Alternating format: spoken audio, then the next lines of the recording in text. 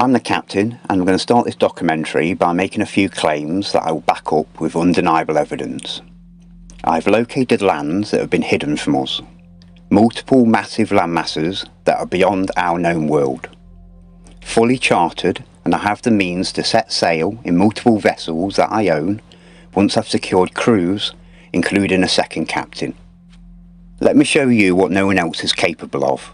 If watched in full context, what I've got to show you will blow your mind repeatedly, including that the hidden lands that surround us are fully built out with old world architecture and infrastructure, just like how we see all around us. That the flat earth model is purposely incorrect and designed to deceive you. There is no ice wall, and I'll prove it. Everything you think you know about Tartaria is wrong.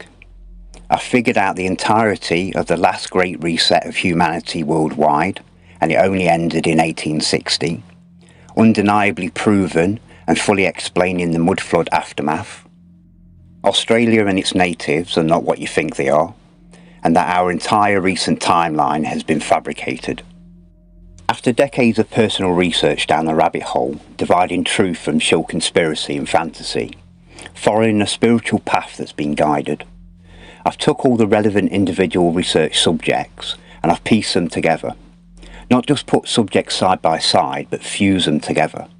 One topic only makes sense and fuse with the previous, all in context. But only by doing this can any of us see the bigger picture, knowledge combined. If a picture says 1,000 words, and our eyes can see 1,000 lies, see it to believe it.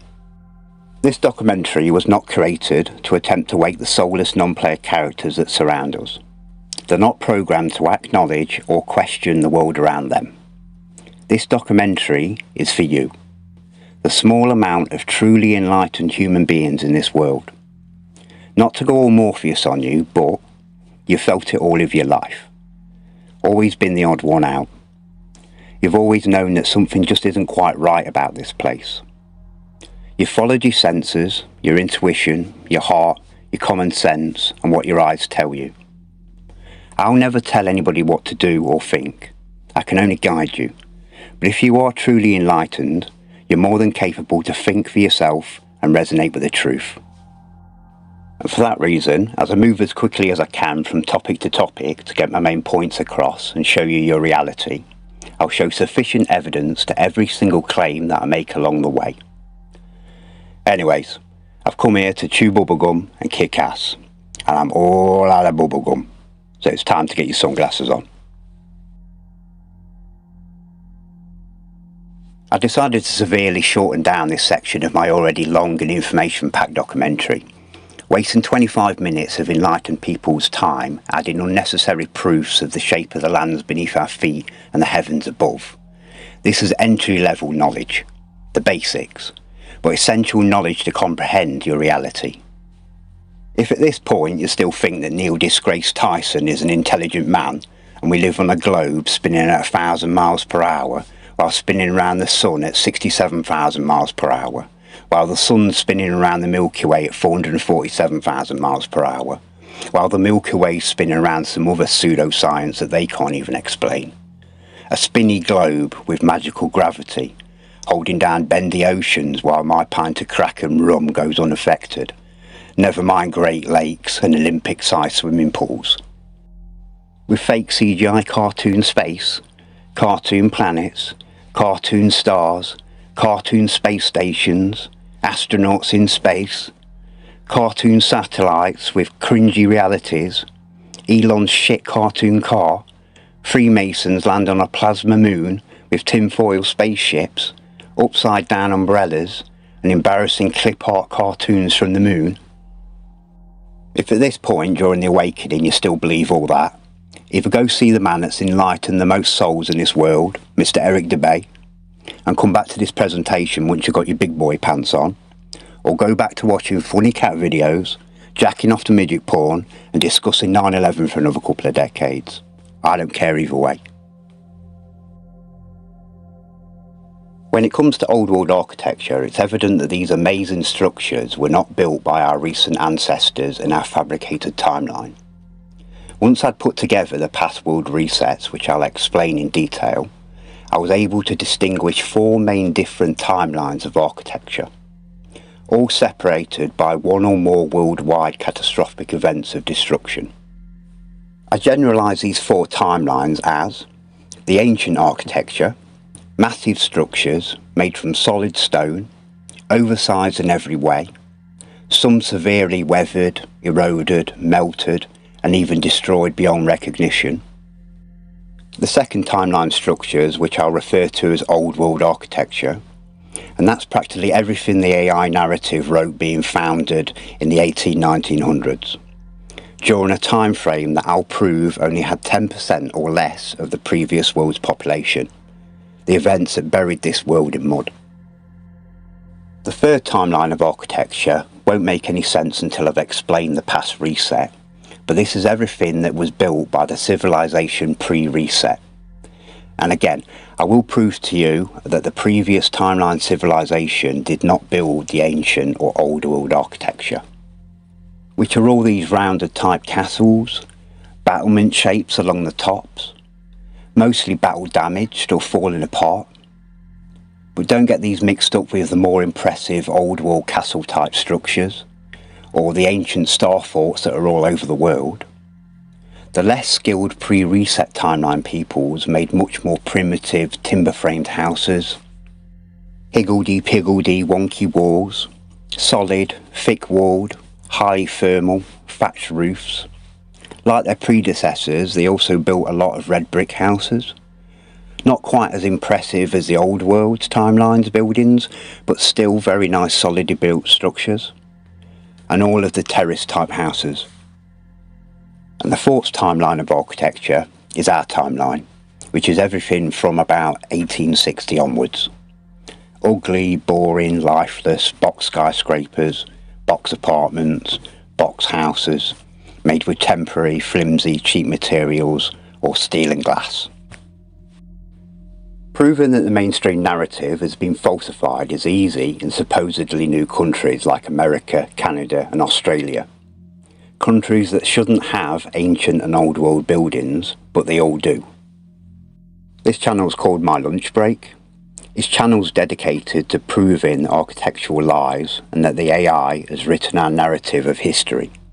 We are told that the USA begins in 1776. Immediately after, 16 years later, we have the stock market open up. And as we have talked about before, and this is where evolution, for whatever reason, finally starts to work for once. And the whole world supposedly becomes so intelligent and starts creating flying crafts and engines and phones, trains, TVs, and the rest of it. This is absolutely insane to believe. Then we have Australia that comes into the picture in 1901. The main issue that we have here is that we have the construction from the past civilization that is sitting here staring at us right in our faces. Buildings that we do not recreate today in 2023. Cities such as Budapest that have a coffee shop, a parliament building, and chocolate museums that look straight out of the movies. We have identified nearly 100 fire stories to this point, where buildings that are said to be built in the 1800s that clearly are from the old world are completely destroyed due to a fire, even though they're mostly made of stone, which is not flammable. This is the beginning of waking up the masses, understanding this massive historical lie,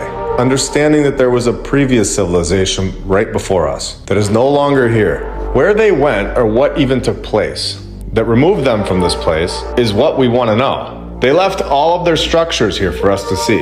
In my opinion, they left all of their technology, and the individuals who are supposedly so smart and evolution just hit them square in the face never created these things. Henry Ford, Thomas Edison, and on and on. Through my first 37 episodes, you will find hundreds of issues with the narrative, and we're just getting started. They were able to construct the St. Mark's Basilica in 4 years, from 828 to 832, but didn't have a light bulb? Give me a break. They built the inside with candlelight. Oh, and don't forget that it lasts forever. Unlike anything that we build today, even though this was in a time period before they even knew how to make paper. It really is incredible that once you get it, you don't go back to not getting it. You can see it all very clearly in nearly every town in the world. This past civilization had much more technology that we have not been given back yet. we have been given the car back, the train, the plane, the TV and cell phones, the light bulb and computers, internet and power tools. All major movies have been recreated. They know what we like. Refrigerators, cameras, GPS, video games, all of this in the last 300 years. In my opinion, like I've said, they have had all of this technology, and this includes AI. I'm starting to find the same narrative too many times, all over the world. I am now leaning towards an AI that most likely created all of these insane, ridiculous narratives. For every one of these buildings, the repetition of the plots and the repetition of characters gives it all away. How long has AI, or more specifically this ChatGPT stuff, really been around? Do you think this is the first time? I definitely do not. Many of these old world buildings were built in a similar style cosmetically to the ancients, and the builders clearly had a high level of knowledge and technology to create these masterpieces. But all of these structures from this second civilization and timeline are fakes in comparison cosmetically. Other than the obvious old world structures made with red brick, when it comes to these stone looking buildings, all of these are actually built with red brick. Now there's good reason for this, and I'll get onto it later, but as you can see with any damaged old world structure, they're only lined externally and internally with either thin stone tiles made to look like solid cut stone, or they use a poured type geopolymer render. Kinda like a superior type of cement that gets harder with time. This is a perfectly good old world building being demolished. As painful as these type of videos are to watch, most show us the telltale signs of the construction methods used to build it. As you can see, this tower is made from solid stone blocks. Or is it? Once it's coming apart, you can see that it's just a red brick building with a thin layer of stone tiles. Areas like the attic space, they wouldn't have bothered lining the internal with stone, as no one would have seen it. If you hadn't realised this before, you'll notice it all the time now looking at old world buildings. And I'm not dismissing how amazing these buildings are. Their built-in technology is beyond anything in modern times. Which takes us on to the next piece of the puzzle, commonly known as Antiquitech. The ancient and old world civilizations knew how to harness an energy that's all around us called the ether, the fifth element that's been hidden from us. And the carbon-14 and iron oxide compound of the red bricks used to construct these old world buildings would act like a giant antenna and even hold charge. In 1887, the Michelson-Morley experiment attempted to prove their theory of the existence of the ether. Unfortunately, they never did due to their primitive technology of the time.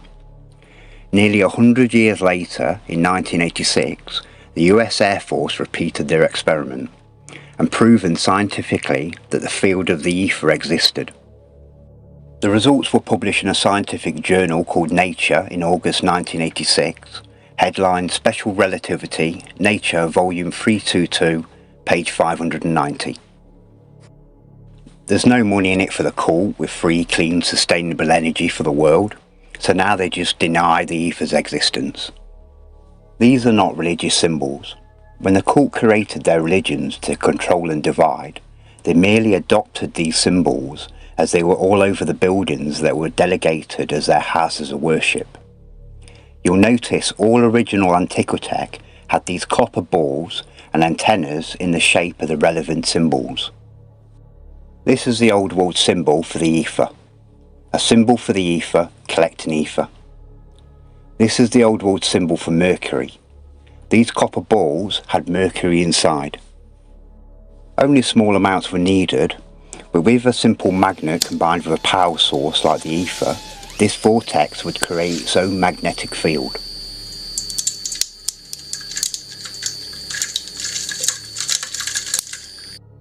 Unfortunately, as the years go by, they replace this tech with their cheap wooden crosses. It's why most of these buildings have copper earthing cables running from the antenna top to the ground. And no, it's not for lightning strikes. The only time a church will have any issues is if this tech's been removed. The skilled builders of these masterpieces would have taken lightning into account before construction. Plus they were designed to harness energy and last forever. Does anybody really think it took our dumbed down society to come along and save these buildings that are probably thousands of years old? The last part of this subject, and something that will make more sense later on, are old world greenhouses. Incorporating geothermic technology, also harnessing the ether to grow super crops unaffected by the exterior elements. Greenhouses that are big enough to feed entire cities. A similar technology has become popular in recent years called electroculture, a technology that uses electrical currents from the ether to enhance plant growth.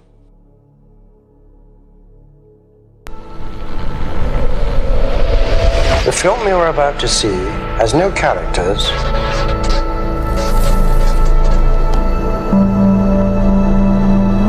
If you spare a little of your imagination, it is a film to describe to you the effect of cymatic frequencies on matter.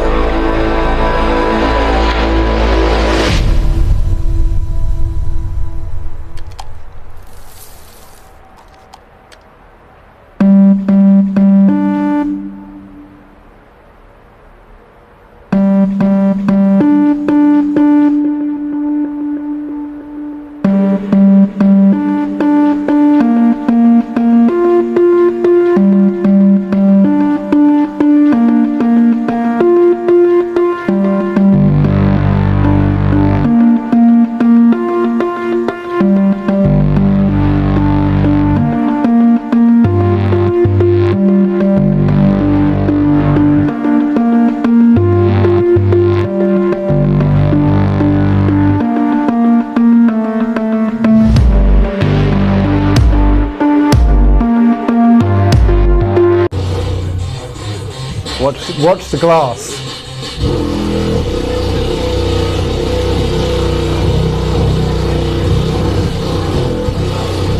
And now look at the metal, the steel.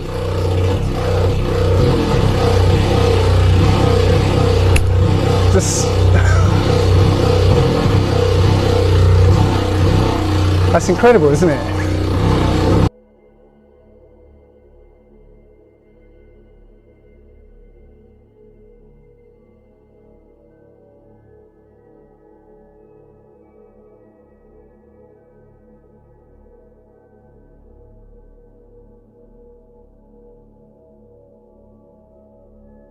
The ancient and old world structures that we now call cathedrals and churches are not just power stations.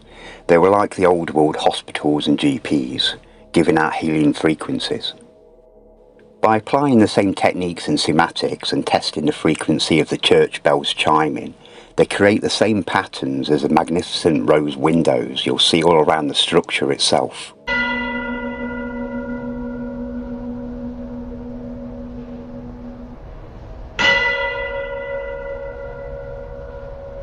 The tolling bells would emit powerful vibrations and influence entire towns and their water supplies. Hence why there's tunnel systems under every cathedral, church and city worldwide. These fed the water supplies to its inhabitants around the cities. A technology taken from the ancients. The ether and the frequency of the bells would influence the molecular structure of the water. It'd be like drinking and bathing in life energy, life juice, the fountain of youth. These glass stained windows were not just for decoration, they're technology. The glass would harness the sun and moon's electro-radiation through the geometric pattern of the window, and the light on the inside takes the form of that frequency. Each frequency contains its own geometric pattern. By shining a light through a geometric pattern, it has healing on the human body and soul. It regenerates while vibrating at that same frequency. These structures also contain the most powerful sound instrument ever created, the brass organ and pipes. Breathtaking masterpieces. The organs would heal your organs. It's a reason why the ancients and old world civilizations lived longer than us and grew larger than us today. They've removed our power source, our mojo. Unfortunately, most of these original bells and organs have been removed, replaced, or never used as intended. You'll find that any of these giant bells remaining today are purposely damaged. And the narrative of their destruction is that the bells were removed worldwide and melted down to make bullets, guns, bombs and other military equipment by the cult to give to us to murder each other with. Demonic as always. In 1955, the Rockefeller Foundation, backed up by the International Organization for Standardization, changed instruments and music keytones to 440 Hz. A dissident, conscious, suppressing, negative, unharmonious, destructive, messy and harmful tone of frequency and vibration. I would recommend changing your entire music playlist from 440 Hz to the widely available 432 Hz or the 528 Hz. You will feel the benefits. We're led to believe that we're just dumb monkeys that have to be taught how to speak, but even actual monkeys are born with the ability to communicate with their own kind. But dumb humans, we have to be taught to speak, read, write, do spellings and spell casting, with the cult's word magic and their backwards pig Latin languages that we all talk. But like always, in reality, the supreme beings do not need to be taught how to communicate. It's why they gave us all these separate languages and demonic religions, so we can't communicate with each other. So we can hate each other, kill each other, divide and conquer. The best research I've seen on the subject was from Mr. Dave Murphy, on a documentary of his called The Language of Creation. Dave connected an ancient dead language that he referred to as Paleo-Hebrew, the original language, the language of God, and likely the language of the ancients. And I can hear a lot of you saying, Captain, did you just say Hebrew? Are you one of them? No, Paleo-Hebrew has nothing to do with Hebrew or Jews. Hebrew doesn't even have anything to do with Jews, but watch Dave's video if you want more on that. Paleo-Hebrew is a pictorial language of images, sounds and mouth vibrations, just like what's referred to as ancient Egyptian hieroglyphs. Many other creatures in this world use a pictorial language, referred to as echolocation. Whales, dolphins, bats, lemurs, rats, birds and many more. They're not just making noises, they're transmitting and receiving images and sounds. A thematic experiment was made using dolphins, using a technique called climagraphs, which are patterns that represent dolphin language, similar to hieroglyphs. This particular experiment involved Jim McDough and a dolphin called a Maya. Jim entered the tank with a Maya and allowed it to do a clickety-click thing, recorded the feedback frequency, and through the climagraphs, this is the image that they got back. And to Maya, this image would have been in full HD with sound included. And it's why when this frequency was played to a different dolphin with a few different people in the tank, the new dolphin was able to pick Jim from the others. When it comes to humans, we are born with the ability to communicate with each other, but we are indoctrinated out of our own language to where we don't even understand our own children when they're born and start to talk to us. The way I managed to find the exact dates and events that led up to the last catastrophic reset of this world, every society living in it, their economies, the massacre of around 90% of the world's populations, and the takeover from the same parasites that still run this world today, was quite simple, to be fair.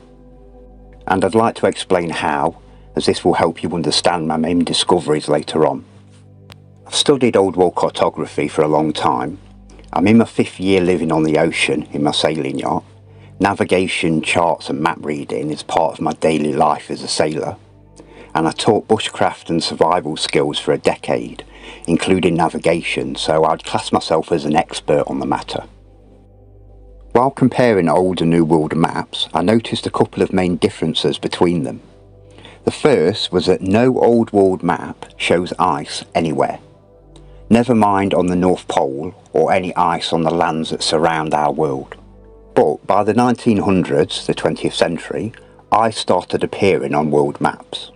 Now, the narrative says there's always been ice in these areas, probably for like a trillion bajillion years, right? There's no disputing that there is ice towards the north and near the lands known as Antarctica, which is rapidly melting. Most indoctrinated historians would just say that the cartographers that created these old world maps were just primitive morons and liars with huge imaginations, right? Fortunately for me, I know better. When you've got a map, for example the Abono Monte 1587, that's over 400 years old, but its charts are so accurate that I've used them to navigate the oceans today, I know that these cartographers of the past are way more knowledgeable and intelligent than most people of today. The second difference between old and new world maps were the shapes of the landmasses, and I'll quickly show you what I mean. So we've got South America in the modern day, and we've got South America before we named it in 1587. As you can see, it doesn't look quite right. It's more like this nowadays. Here's Chile and Lake Titicaca in modern times, and again here's Chile and Lake Titicaca in 1587. Both line up perfectly. But as you can spot the difference, on the 1587 map, Chile is about 1,000 miles inland. But nowadays, Chile is on the coast. And as you can see, that due to Chile's position with Lake Titicaca, Chile hasn't moved location in recent times. They both line up, new and old. Now, a simple indoctrinated mind would come to the same conclusion. The old world map makers are morons.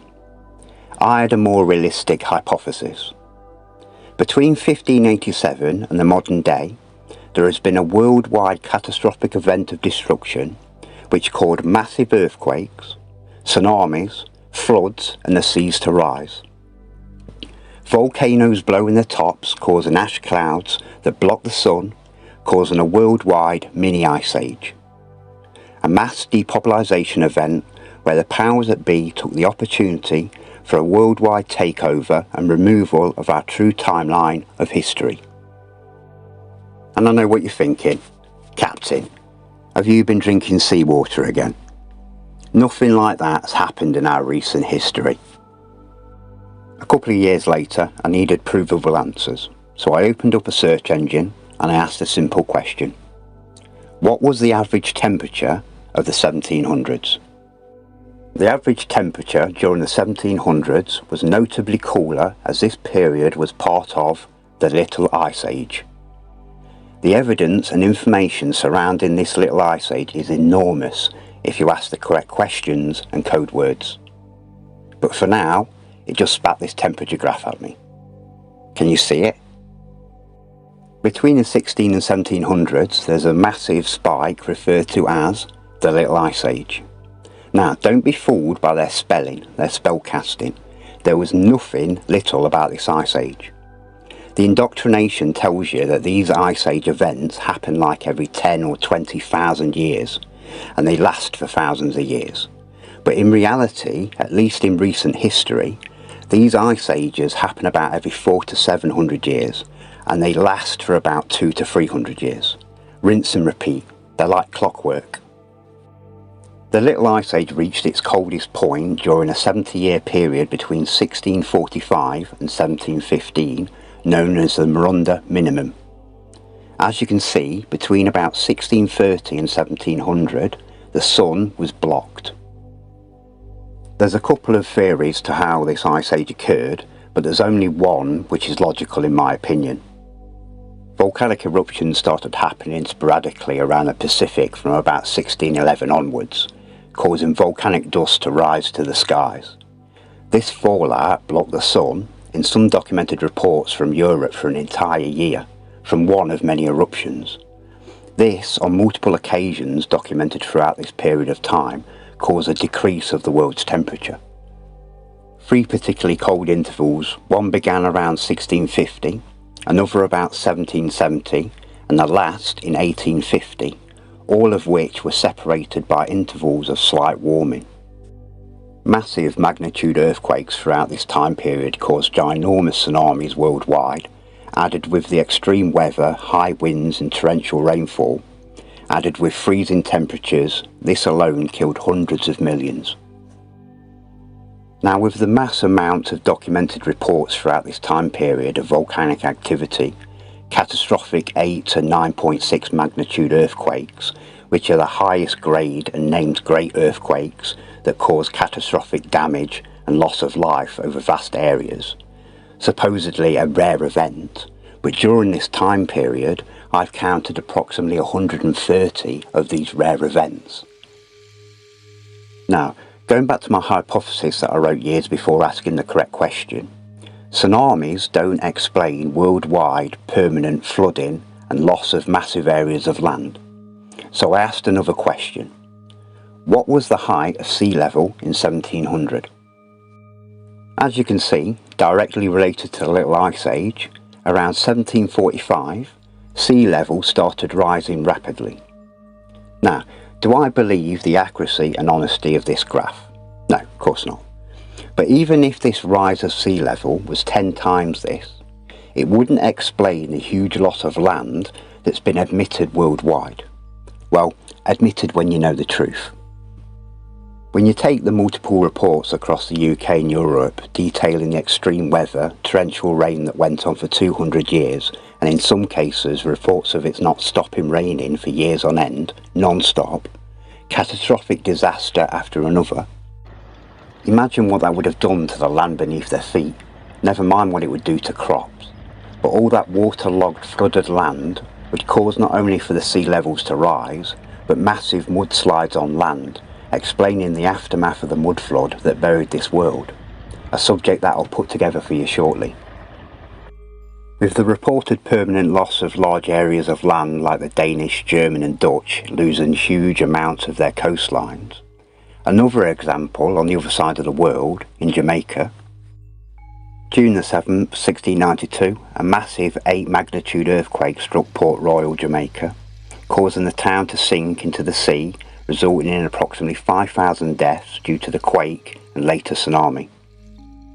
2/3 of Port Royal sank into the sea, with many buildings collapsing due to soil liquefaction. The earth opened up and swallowed many people. Most of the town's 2,000 buildings were destroyed, and many ships in the harbour were capsized. Now, even when you take into account all of the documented sea level rises, torrential rain, flooding, mud floods, tsunamis, this doesn't explain all these countries reporting massive land loss and the obvious land loss between old and new world maps. Like I've shown you with Chile now being on the coast. And they even admit that this area had significant coastal loss due to the Little Ice Age. But there has to be a more logical explanation for this. Something's missing. So I asked another correct question. Something that came to me in my dreams, in images, and something that at the time I didn't even know was a real thing. Can land break off continents and slide into the ocean? Yes, land can break off from continents and slide into the ocean, a process often associated with landslides or movement of tectonic plates.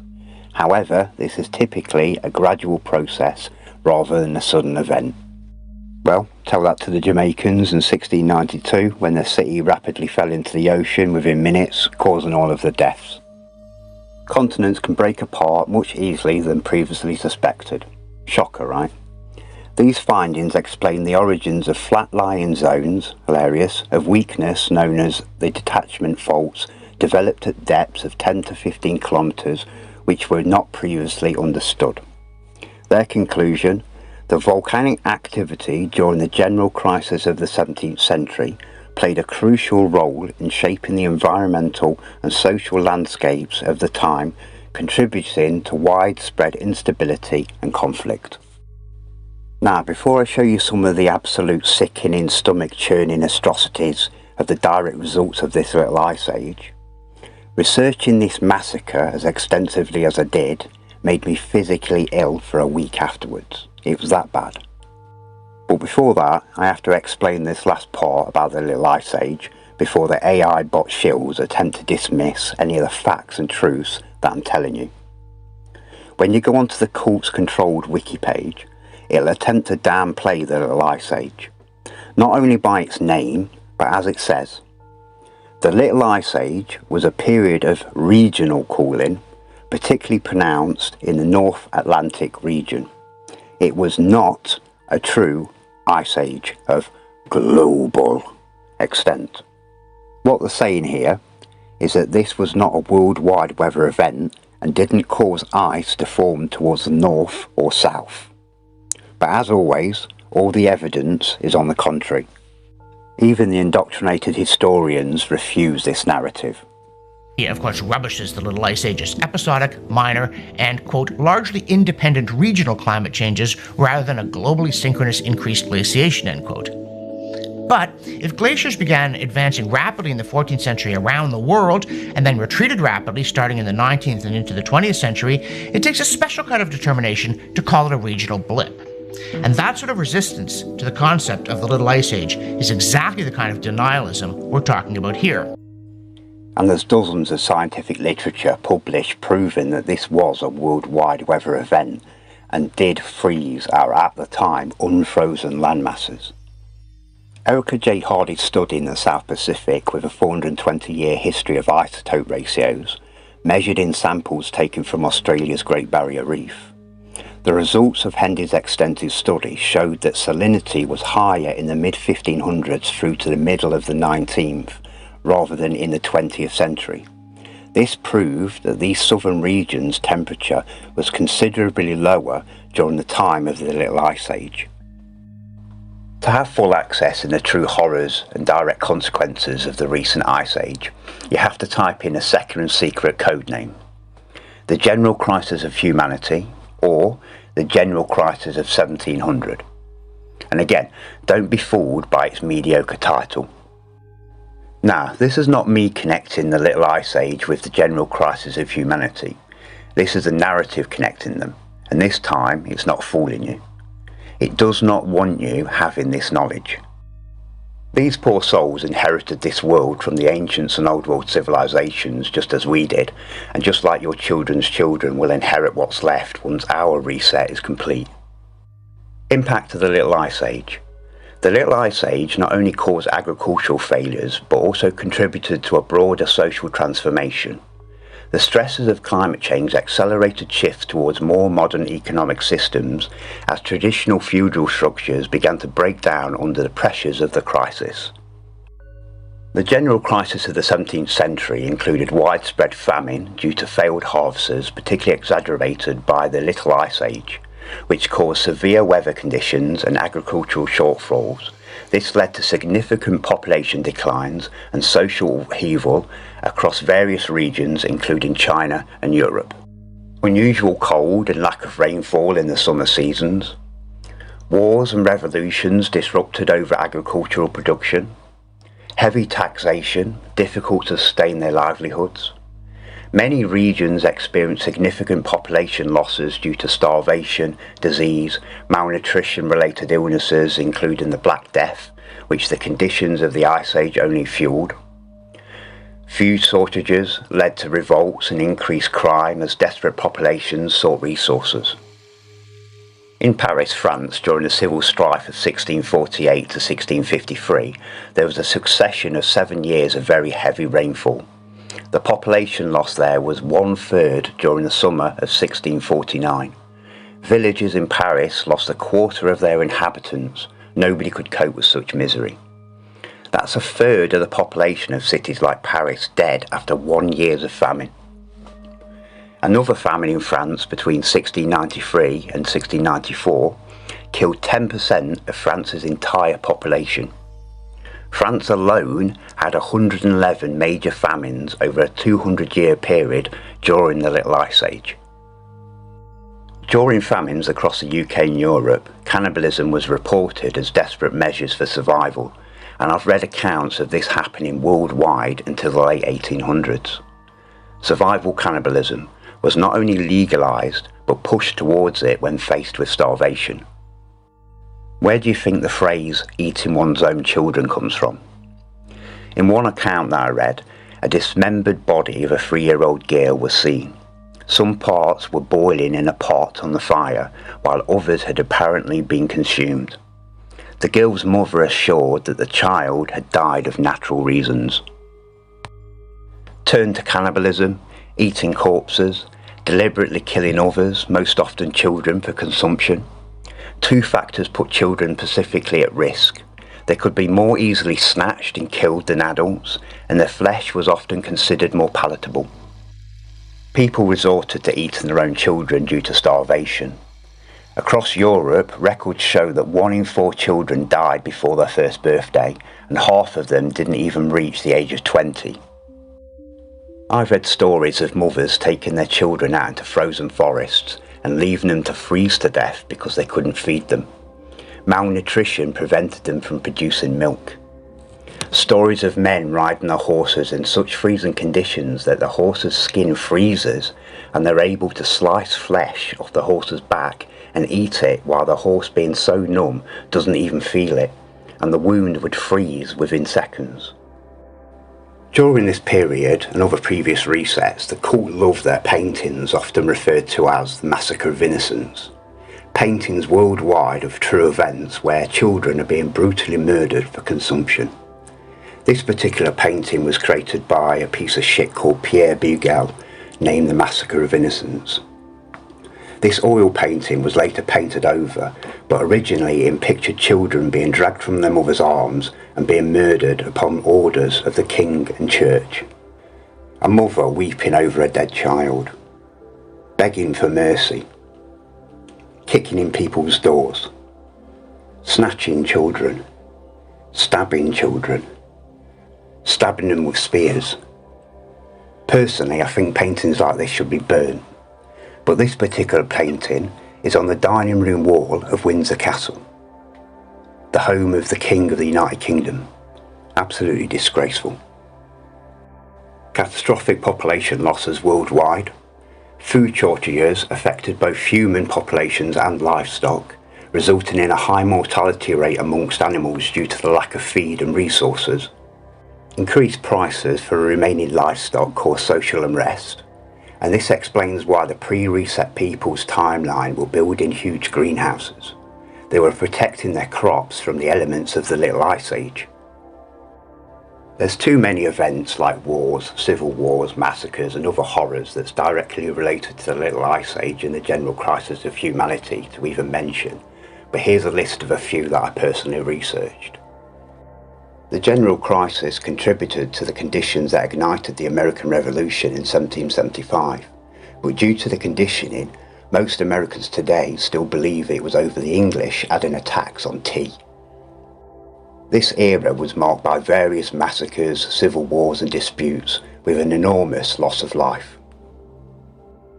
In 1709 alone, Paris, France had temperatures dropping to -15 for extended periods.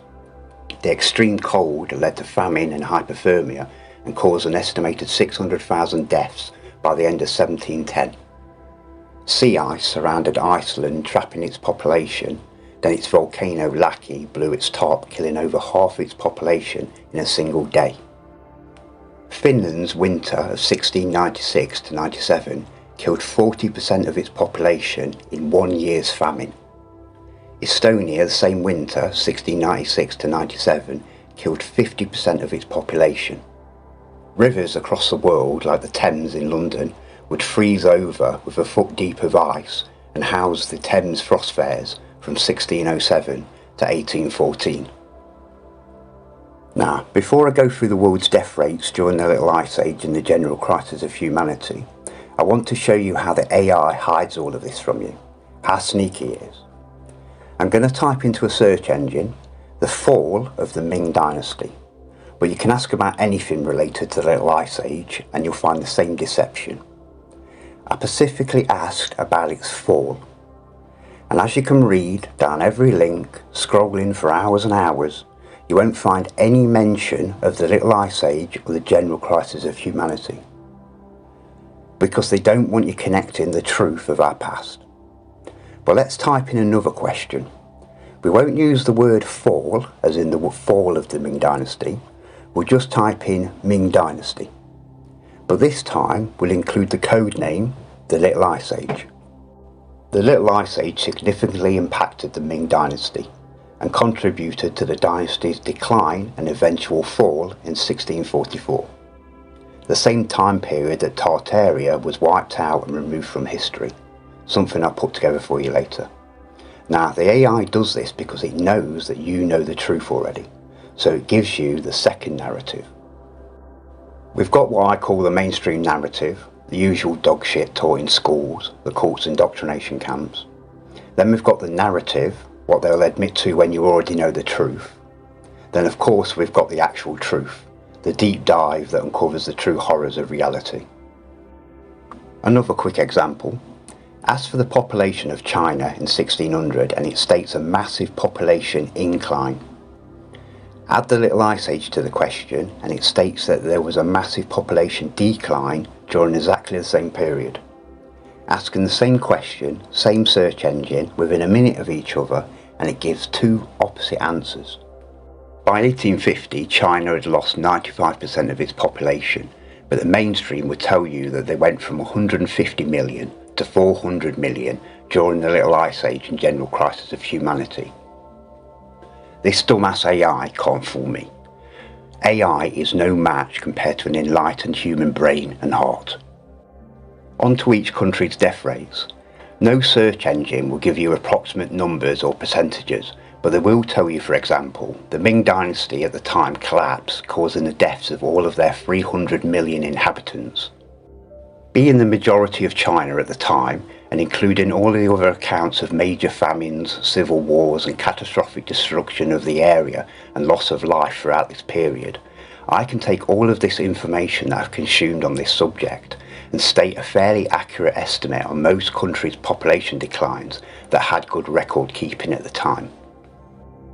The Ming Dynasty, 100% dead, 300 million. That's the current population of America. The country called California, 100% dead, approximately 10 million. And I'll get onto California later, but this is not California of today. No different to Tartaria, a country and its people destroyed during the Little Ice Age and removed from history. A landmass 4 times the size of Europe. Only difference, California was completely destroyed and sunk to the depths of the Pacific. The Norse clans on Greenland, 100% dead, approximately 10 million. Iceland, 100% dead, 200,000. Rapa Nui, aka Easter Island, 100% dead.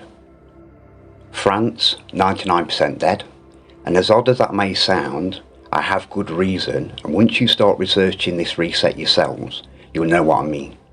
It's almost impossible that the French survived this. The early first wave of American settlers, 95% dead. What's now referred to as American Indians, 95% dead, approximately 100 million. And it wasn't because of smallpox, unless smallpox is a code name for genocide. Tartaria, 80% dead, approximately 300 million. Again, I'll get onto the Tartarians later. Finland, 95% dead. Estonia, 95% dead. Ireland, 90% dead. Germany, 80% dead. Spain, 70% dead. England, 70% dead. The Dutch had its supposed golden age between the late 1500s and 1700s, but they were still on their knees like the rest of the world, with a 50% population decline by 1800. The only country that actually had a population increase, and I actually mean that only one, guess which? And no, it's not India, even though our brothers and sisters over there are at it like rabbits. It's actually Scotland. My family are Scots, both sides. My mum's from Stranraer and my dad's from Glasgow. Norse and Scottish genetics suits my soul well. Us Scots have got grit.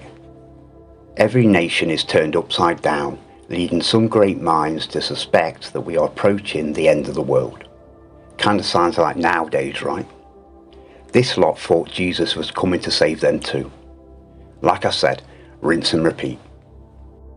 Now bear in mind, the mainstream narrative claims that nearly every masterpiece structure around us was built around 1800. All while the world's population was down to 10% and people were still eating their own children to keep themselves alive for a couple more weeks before they starved to death themselves. Not bad, right? But dig a little deeper and we don't see the mass building of masterpieces worldwide. We find empty dead cities worldwide. Inferno after inferno as they burn the remnants of the perished and the massacred populations. It's easier to burn these places to the ground than it is to clear them by hand. Great fires in almost every city worldwide during the same time frame. Entire massive built-out cities ablaze, with narratives like someone dropped a candle or burnt some bread that caused an entire city to burn. Most of the time, no or little reported deaths. There's no one that could have burned to death. They were dead already. Fire cleared and cleaned the land for our timeline's period, but it's evident that this was more than fire. These areas look more like war zones, protecting certain areas and structures that were selected to keep. I'd say it was more like something they dropped on Hiroshima or Nagasaki in 1945. Before I go on to the next subject, this previous reset that I've just shown you wasn't the only reset that I found. I found all of them. Now, I'm not going to go into the others as they're irrelevant to the bigger picture and what I truly want to show you. Plus, in my opinion, our future is more important right now than our possible ancestors' past. You can identify all previous resets by following science on climate, isotope ratios, that kind of thing. They always coincide with catastrophic events and reported massacres and mass death events throughout history records. The truth is always hidden in plain sight. You've just got to piece it together. As the world emerged out of its ice age in the mid to late 19th century, the survivors were met with the remnants of the old world and the new world that they inherited. Disaster had reshapen and decimated the landscape around them and buried it deep in hardened mud, debris and the remains of the masses that had perished. These survivors were fully aware of the events that had passed. Stories were passed down and even put into early films of the times, like the 1944's Meet Me at St. Louis, set during the 1904 World's Fair. Sugar. You spoil your dinner. Papa, we saw the Galapagos flood. Big waves came up and flooded the whole city. And when the water went back, it was all muddy and horrible, full of dead bodies. Oh, as hard as the court have tried to completely remove these undeniable events of our recent past, the evidence speaks for itself. I've purposely taken photos from all over the world, from China, Russia, the UK, all over Europe, India, Africa, Egypt, America, Australia, and many other locations across this realm. This was worldwide and caused by the direct results of the Little Ice Age, and digging out all of this dirt must have been back-breaking work for that generation. I like this photo, it speaks 1,000 words. These two geezers over here. This bloke on the left, he's got charisma. This guy loves his job, he's a professional digger, a happy man in his work. Where this guy, you can just tell he just hates his job, slumped over, probably wanted to be like a ballet dancer or something, not a happy man. But luckily for him, trains were invented. They just had to locate and dig up all the buried train tracks, as places like America already had an entire rail network pre-reset. Clear all the bridges, build all the bridges, tunnel through entire mountains, and find themselves a few working trains.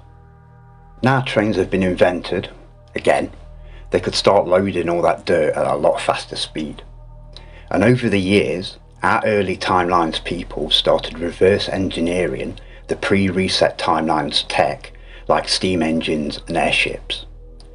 Most mistake this type of technology as ancient or old world tech. This technology was created by our pre-reset timelines people between 1250 and 1650. It had nothing to do with the peoples that built structures like these, and I'll undeniably prove this later on. The connection between the Little Ice Age, weather events and mud floods. The Little Ice Age was characterised by prolonged periods of heavy rainfall which saturated the ground. This saturation made it more likely for mud floods to occur, especially in areas with steep terrain or loose soil, that could inundate nearby structures. Historical accounts from the Little Ice Age documented instances of flooding and mudslides that affected communities. These records often described the destruction of homes and public buildings, indicating that many structures were lost or severely damaged during this period. These are old world houses. As you can see, mud flooded. As always, when the land around these structures was excavated, the original ground floor level was unearthed. And as you can see, This wasn't the structure's basement, the cellar. This original ground floor level had windows and doors. Glazed windows facing dirt. Makes no sense, right? And like every old world structure, this stone looking building is just a red brick building with a geopolymer rendering to look like stone. This ancient structure, now called the Mormon Temple in Utah, North America, was supposedly dedicated in 1893, wanting us to believe that its construction was finished in 1893. But as you can see with all ancient and old world structures around the world, this building is severely mud flooded, and always has been since the start of our timeline. This structure has been excavated twice during our timeline. First in the 1970s, the dotted line shows our timeline's ground level, and the original arched doorway to the original ground level floor, and showing the full height of the mud flooded windows. This structure was buried by approximately 15 foot of mud. The majority of the mud floods happened between the time of 1600 to 1750. Supposedly, this structure wasn't constructed until 1893. So that means one of two options. This building was mud flooded 200 to 300 years before it was constructed, or this building was here pre-mud flood. In reality, this structure isn't 132 years old. This is an ancient building and is at least 2,000 years old. During this next period of time, all we get are empty cities, built out, immaculate, but clearly old structures and infrastructure all over the world, including countries like America, Canada and Australia. During a timeline where the narrative says all of these mud-flooded buildings were being built, all we ever find of their supposed construction are photos of primitive wooden scaffolds surrounding palaces that shouldn't exist, being painted by teams of painters. I've even managed to find out what it says on this painter's hat. Then all of a sudden, boom, filled out cities.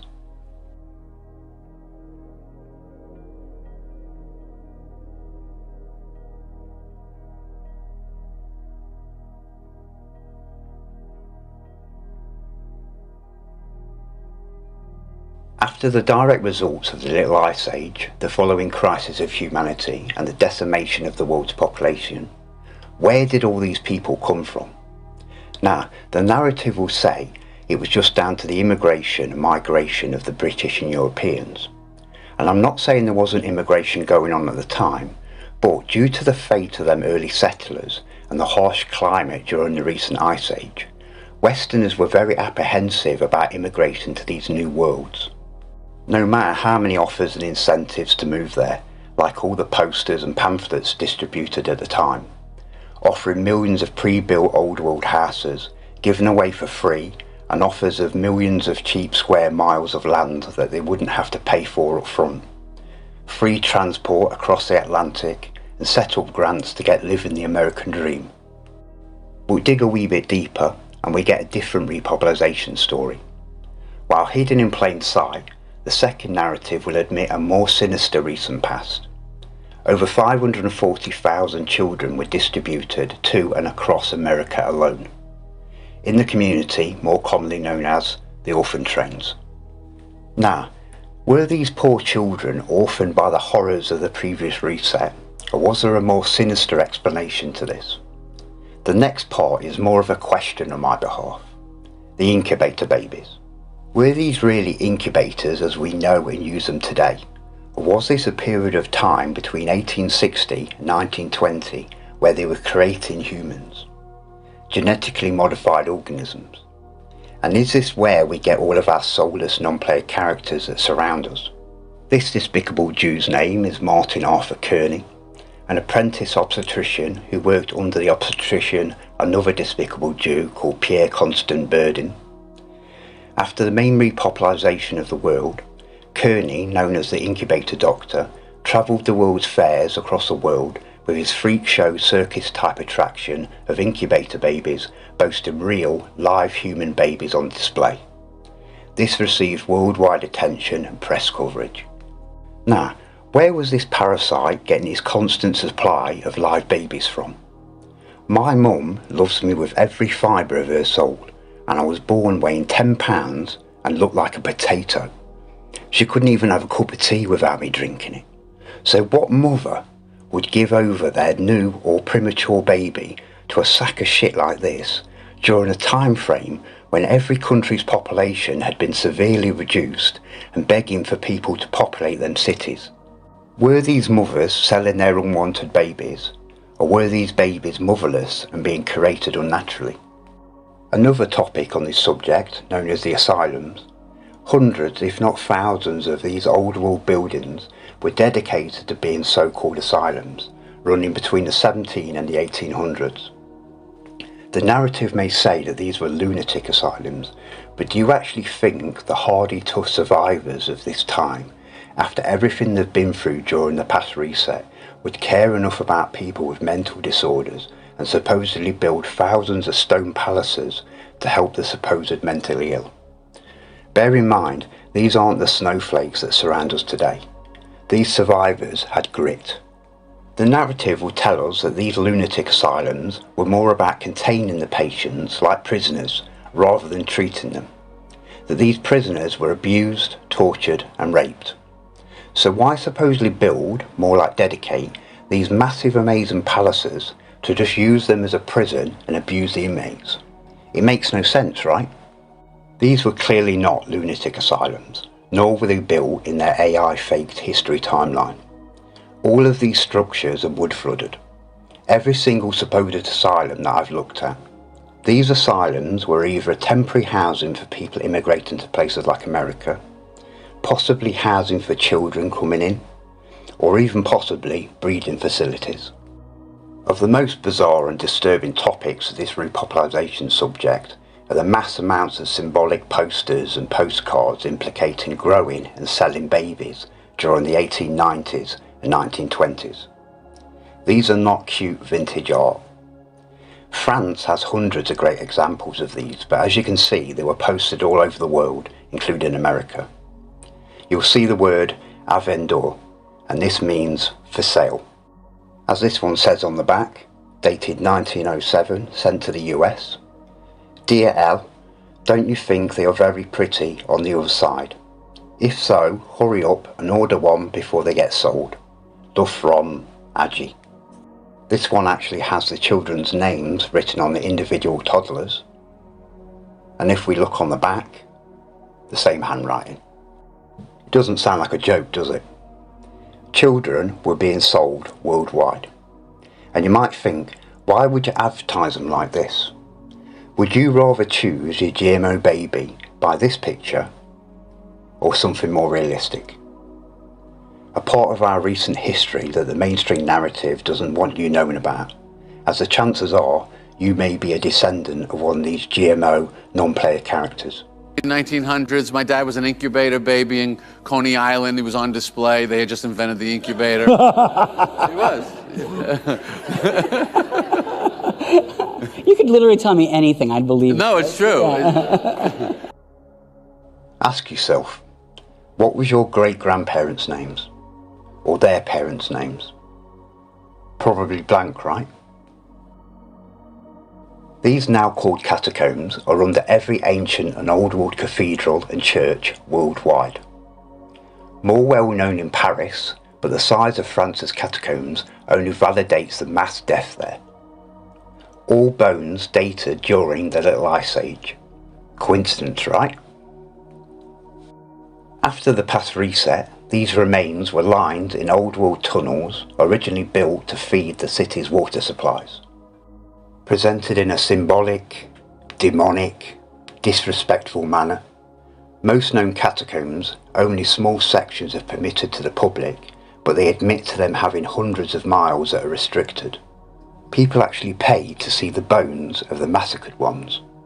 Rows of dead children, and they find this fascinating.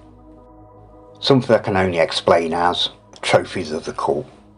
And it won't be a coincidence that they're under every old world power station, nor why they surround these so-called churches with graves of rotting bodies of the dead. Graves that only date after the last reset.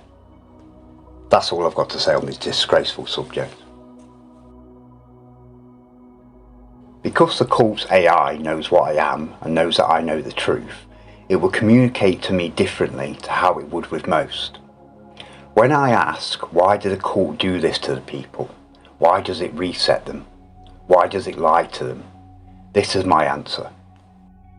When empires, nations or rulers win a war or overthrow a system, they also rewrite the narrative to justify their power. If people knew all the ways they'd been exploited, they'd resist. Suppressing certain truths maintains control over populations. Education systems are designed for compliance, not exploration. Kids are taught clean versions of events instead of the messy reality. Truth threatens power. A population that knows its real history is harder to control. A society that remembers lost knowledge doesn't need rulers. A people who understand how often we've been reset would question everything. Whole empires, lost technology and cultural worldviews don't fit neatly into textbooks. A cult literally means hidden. Ruling classes often kept deeper knowledge for themselves. Religion and politics, both the same thing, censored anything that threatens their authority, labelling it hearsay, superstition or conspiracy. Governments and media shape collective memory through propaganda, film, school and even monuments. By controlling what we remember, they influence how we behave. I think that answers my questions pretty well. Humanity did, could and would live in harmony and abundance without being governed. We wouldn't need to break the law, common law, natural law, the law of the land, that you won't bring harm or loss to another human being. That's all we need. That covers all crimes. But it doesn't stop the cult pushing their 70,000 statute legislations upon us, put in place to control and collect revenue from us to feed their own greed, destruction, genocides and even funding our own current Great Reset. A statute rule has the force of law upon consent of the governed. They poison our skies and air while blocking the sun and even blatantly admitting it, hurtling us into the next little ice age. And I've already shown you what happens after that. They poison our water supply. They poison our food. They poison our healthcare. Their AI orchestrates worldwide fake pandemics. And the docile, obedient non-player characters did as they were programmed to, attempted to police us, muffled voices through their face masks, while losing their tiny little minds and queuing up like cattle to the slaughterhouse. Not that they haven't pulled this scamdemic before. There's absolutely nothing new under the sun. Just tests to gather data on the next course of action needed and to fit all their infrastructure.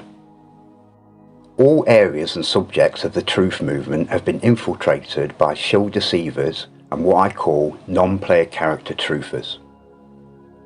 Non-player characters playing conspiracy theorist, pushing 5% truth with 95% fantasy bullshit, misinformation, fear and deception. And then we've got the fully AI controlled truth content creators, spouting the same shite as the non-player character truthers. It's the same issue with genuine truth journalists. It's their beliefs that hold them back, as designed to, from ever uncovering 100% truth on the particular subject that they report on year out. Stagnating on one piece of the puzzle and making no effort to discover the bigger picture. Or spouting beliefs about their imaginary ice wall that traps them and the flock in their own minds. Something I will soon undeniably prove does not exist. Where do you think the ice wall and flat earth model come from? One of the biggest deceptions that this cult brainwashes even supposed truthers with is their religions. By following a strong spiritual path of enlightenment and having a true understanding of what you are, only expands your mind, body, ability and raises our frequency. We don't need their religions that close your mind and traps you in fear. put in place to control, divide, and cause you to hate each other, to kill each other, to make you vibrate at your low levels. When it comes to this Satan's little season that most so-called truthers are rambling on about, the cult has made the masses believe and worship a fake god that was created through rape.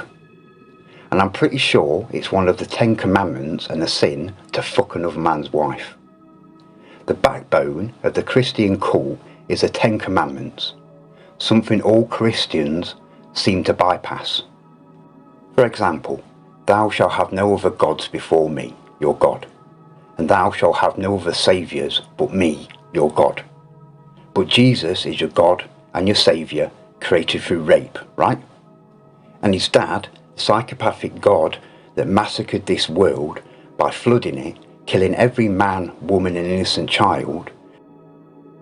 The cult have fooled all religions into worshipping evil, to make sinners of you all.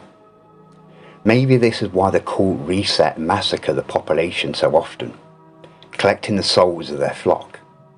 The timeline before the last reset believed that Jesus was coming to save them too. He never turned up.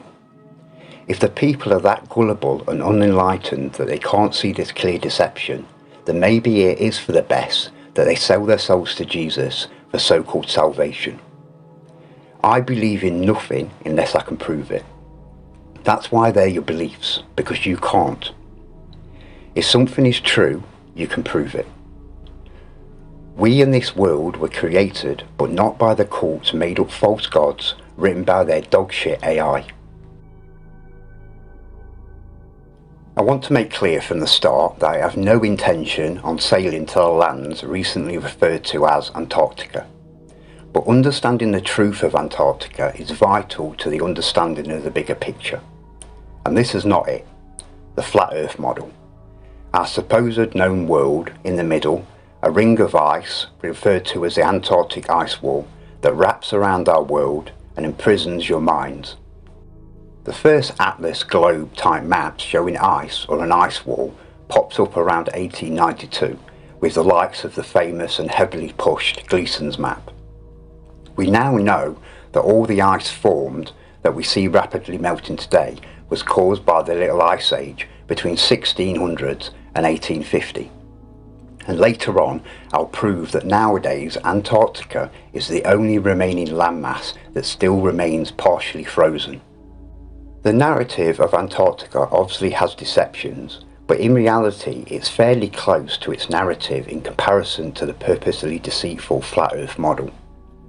Soon after the end of the Little Ice Age, Freemason Admiral Byrd's expeditions were sent out to inspect the damage and find out what was left. A few years later, in 1961, the Antarctic Treaty was formed. The only agreement and treaty signed by all high-power nations and never broken. Now, most that have proclaimed that this treaty prevents the public from passing south of the 60 degrees south have been criticised. Now, don't get me wrong, restricting us beyond the 60th south is exactly what the treaty does. But number 2 of their rule states there will be complete freedom of scientific investigations. Now, by all means, apply for permission from your governors, begging to explore Antarctica to scientifically prove that their own bullshit narrative is alive. And if you're granted permission, I will fully fund the expedition and take you there myself. But you will be ignored, investigated or denied. And don't think you can lie your way to permission. As it says in number 7, all Antarctic stations and all ships and aircraft supplying Antarctica shall be open to inspectors from any treaty nation. But they do add number 6. The treaty applies to all land and ice shelves south of 60 degrees south, but not the seas. Which quickly takes us to their fake Antarctic trips, holidays and vacations. We've got South America. Down at the bottom we've got Cape Horn and Drake Passage, an area of ocean 600 miles wide. This thin passage added with Cape Horn where the Atlantic and the Pacific Oceans clash, known amongst us sailors as the most treacherous area in the world, the worst area one would want to sail through, a true test of a sailor's skill and grit. a place that's claimed tens of thousands of lives. So when it comes to trips to Antarctica, this would be the worst area to make the crossing by vessel. Keep that in mind. The narrative and deceptive tour guides claim there's 8 different ways to explore Antarctica, and you can book tickets for a couple of them for about £10,000 to £30,000 per person, sometimes just for a 2-day trip.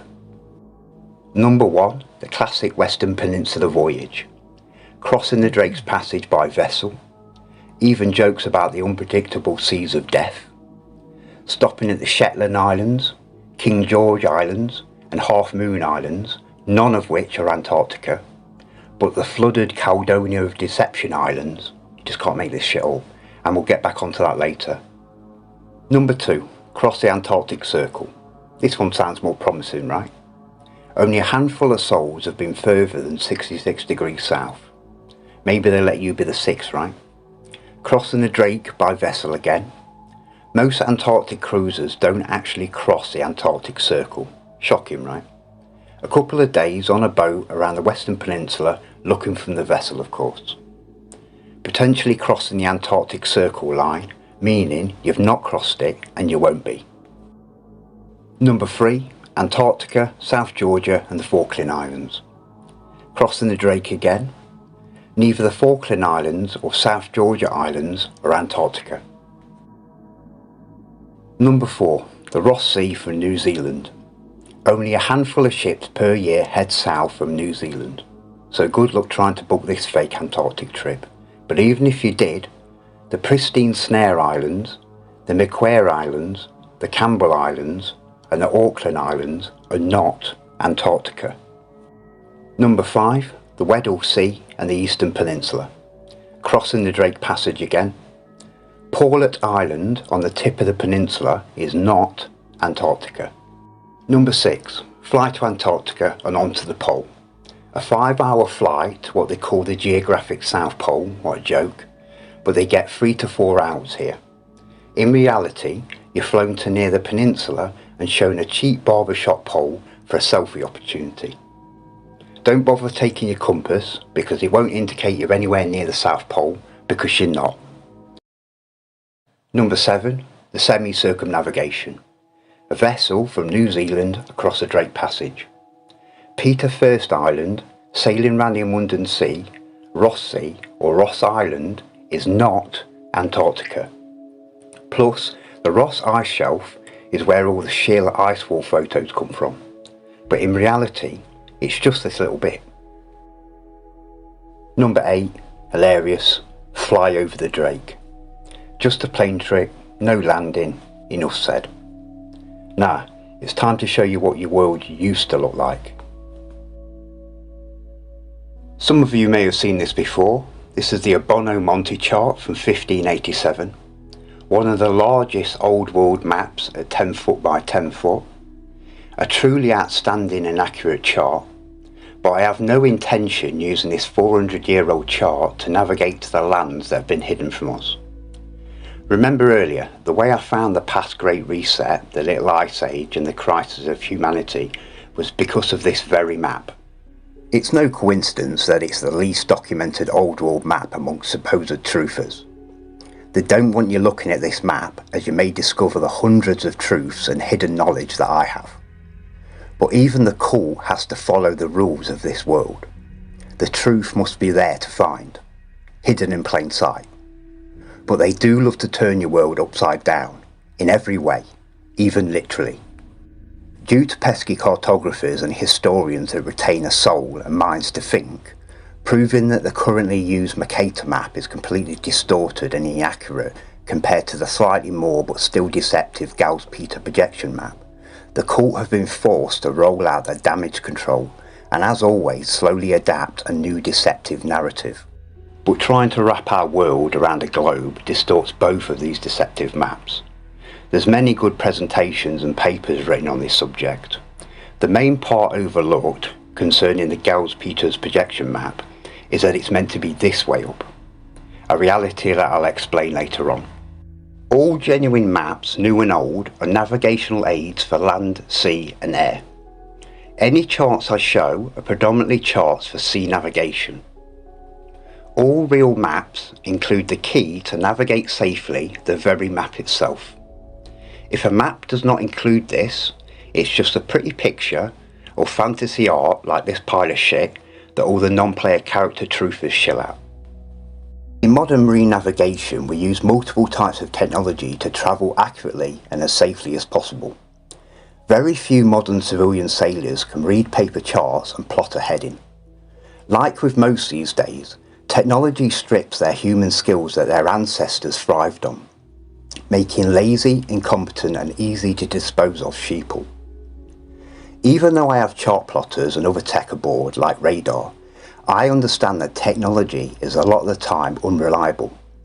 But the captain's old school. A simple compass or a clear view of the sun or stars is all I need to navigate this world around us.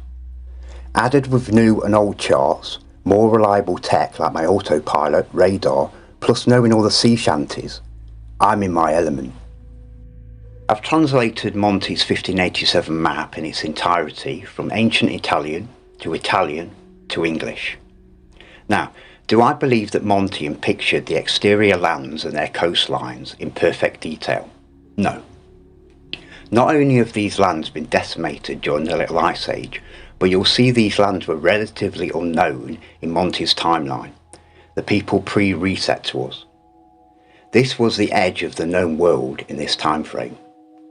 The most important job of any marine chart is to inform how to travel from land to land. Routes, ports, tides, dangers along the path, that kind of thing. North is to our world's centre in all directions. South is pointing outwards in all directions parallel to north. Right, when facing north, is east. And left, when facing north, is west. For example, to travel to Galicia, one of the exterior landmasses, I'd go to the middle of Galicia, and pictured by Monty, and point direct north. Leads me to what's now called South Mexico, around these ports. On this site, it shows me what landmasses were called as far back as 1550, depending on the date that you enter down here. As you can see, modern day Mexico. Change the date to Monty's time of 1587, there were 3 kingdoms, one being New Galicia. The only slight spelling difference due to the Monty being in ancient Italian and the other being in English. You would head south from mainland New Galicia to travel to Galicia, the continent, from any of the many ports that Monty pictured along New Galicia. By 1787, the Americas had been claimed, but New Galicia still remained. Plus, Rupert got his little bit as well. Between 1882 and 83, New Galicia was renamed Jalisco, and its history hidden and rewritten. But there's still loads of ancient and old world buildings still remaining in this area. Now, I can do this all the way around this map, and it lines up perfectly with the new one too. I want to give you a quick walk around on the inner lands as well as the outer, as this map's a key to understanding the bigger picture and answers hundreds of questions. We'll start in the middle. Other than the new chart that I'll be using to navigate out of here, like all maps, they're presented upside down. So let's turn this G the correct way round. The North Pole, the Arctic, Hyperborea, Rupus nigra, Samiru, the Garden of Eden. It's been called a lot of names over the years. My human ancestors called it Asgard. This G in the middle at 90 degrees, in cartography, this G basically means the destination. And even though we can't see what's under the destination marker, it's always the same in old world cartography. The Magnetic Mountain, Mount Meru, Black Rock, Mount Sinai, the Holy Mountain. Again, this mountain's got many names. And the reason why it looks so familiar, the cult have pushed this imagery on you all of your life, hidden in plain sight. The power source of us and this world. 4 islands separated by 4 rivers, one always charted having 7 heads. The original Euphrates River. The mountain described like a heart, drawing the oceans in and pushing it back out, causing the tides and the world's oceans currents, feeding a balance of warm water around our world's oceans. Like any plasma source, each side of Hyperborea we have the anode island and the cathode island. The cathode, the positive, life-giving, magnet pole and deep green island. The anode, the negative, life-taking, pole of the magnet Husiarka. Now, I can't actually translate what Husiarka means, maybe one of you know, but just breaking down that word, arca, magnetic, maybe there's a connection there, I'm not too sure. The anode and cathode islands have been shown in many other old world cartography, showing an understanding of this world up until our recent timeline. The ancients and old world civilizations knew all this and incorporated it into everything.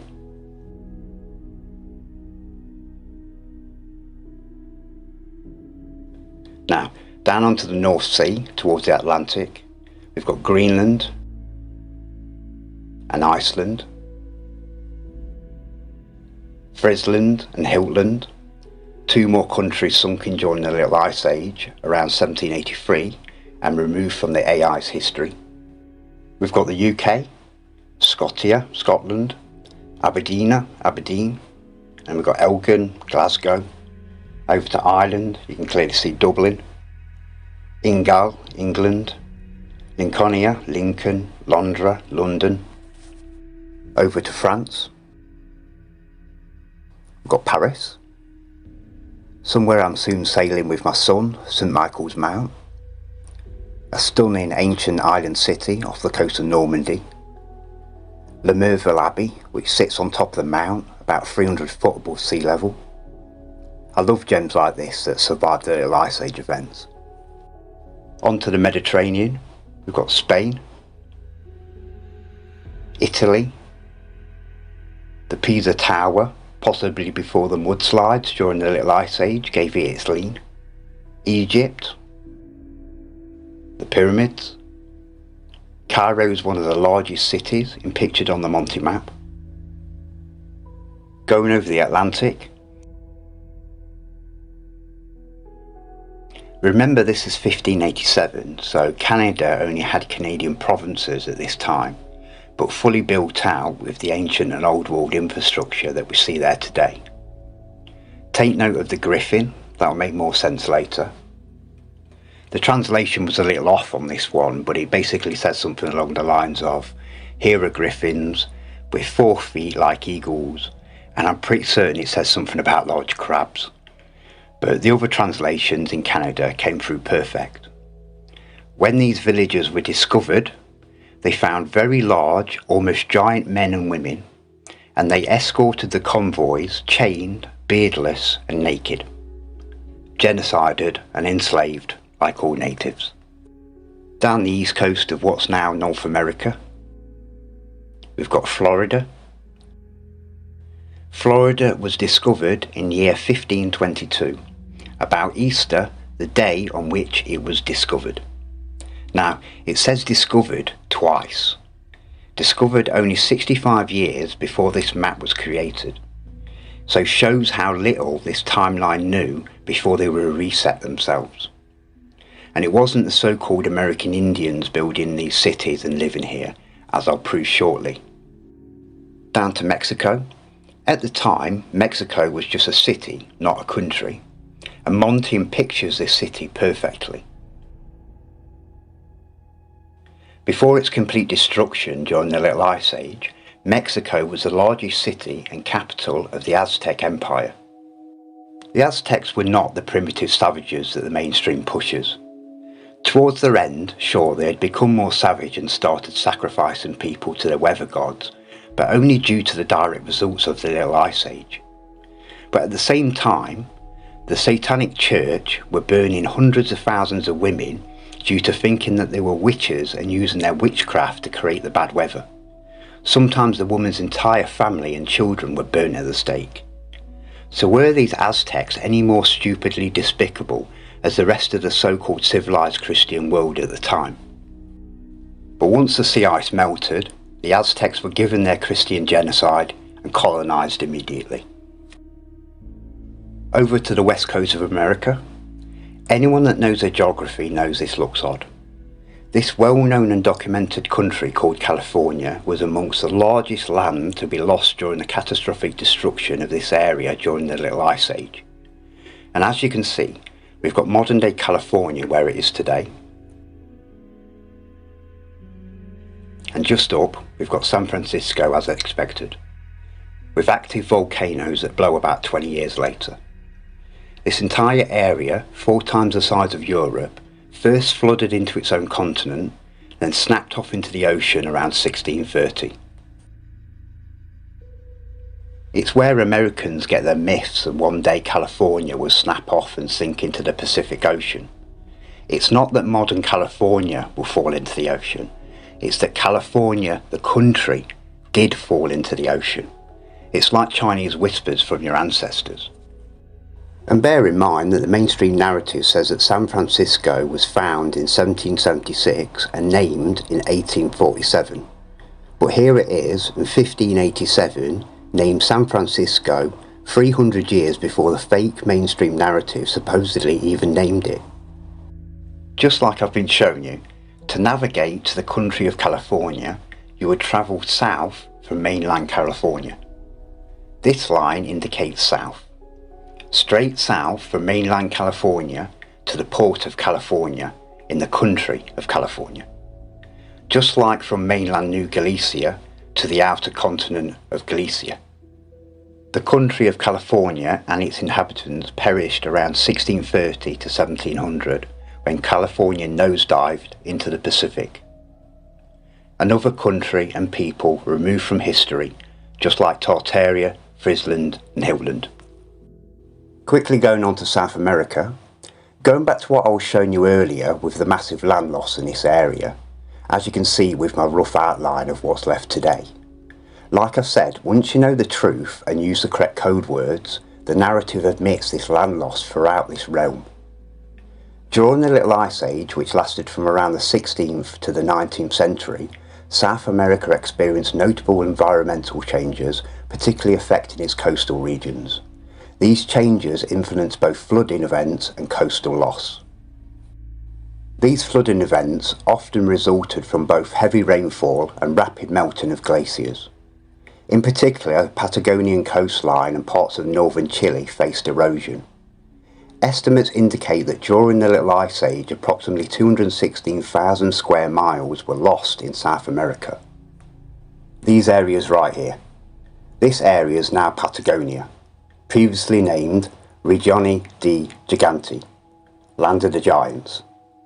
And to some, that may sound a wee bit silly, but this was a reality that's documented in many ships' logs from many famous and respected Navy admirals and captains during this timeline, the pre-reset timeline. These logs reported 8 to 12 foot men and women, including the voyage of the naval officer Ferdinand Magellan, an explorer that discovered the Straits of Magellan in 1520, a series of passages between Patagonia and what we now call Antarctica. He also named the Pacific Ocean. Himself and other crew wrote logs of accounts of these giants during his expedition that cost him his life, when he was killed by natives in the Philippines. We don't feel bad for this parasite, he deserved what he got. I won't be going into it in detail, but he befriended these peaceful giants, gained their trust, then captured a few of them, enslaved them, abused them, and they died on the ship. These entire areas broke off and sunk into the Pacific and Atlantic Oceans around 1630, the same time the continent of California disappeared. Around to China, the Great Wall of China, a stunning old world red brick structure. They have a few bits restored for the tourists, but most of this was destroyed during the recent ice age. But there's no big mystery. This has nothing to do with defence, just an old trade route to get through the mountains and over the rivers between the Chinese's Ming Dynasty and Tartaria.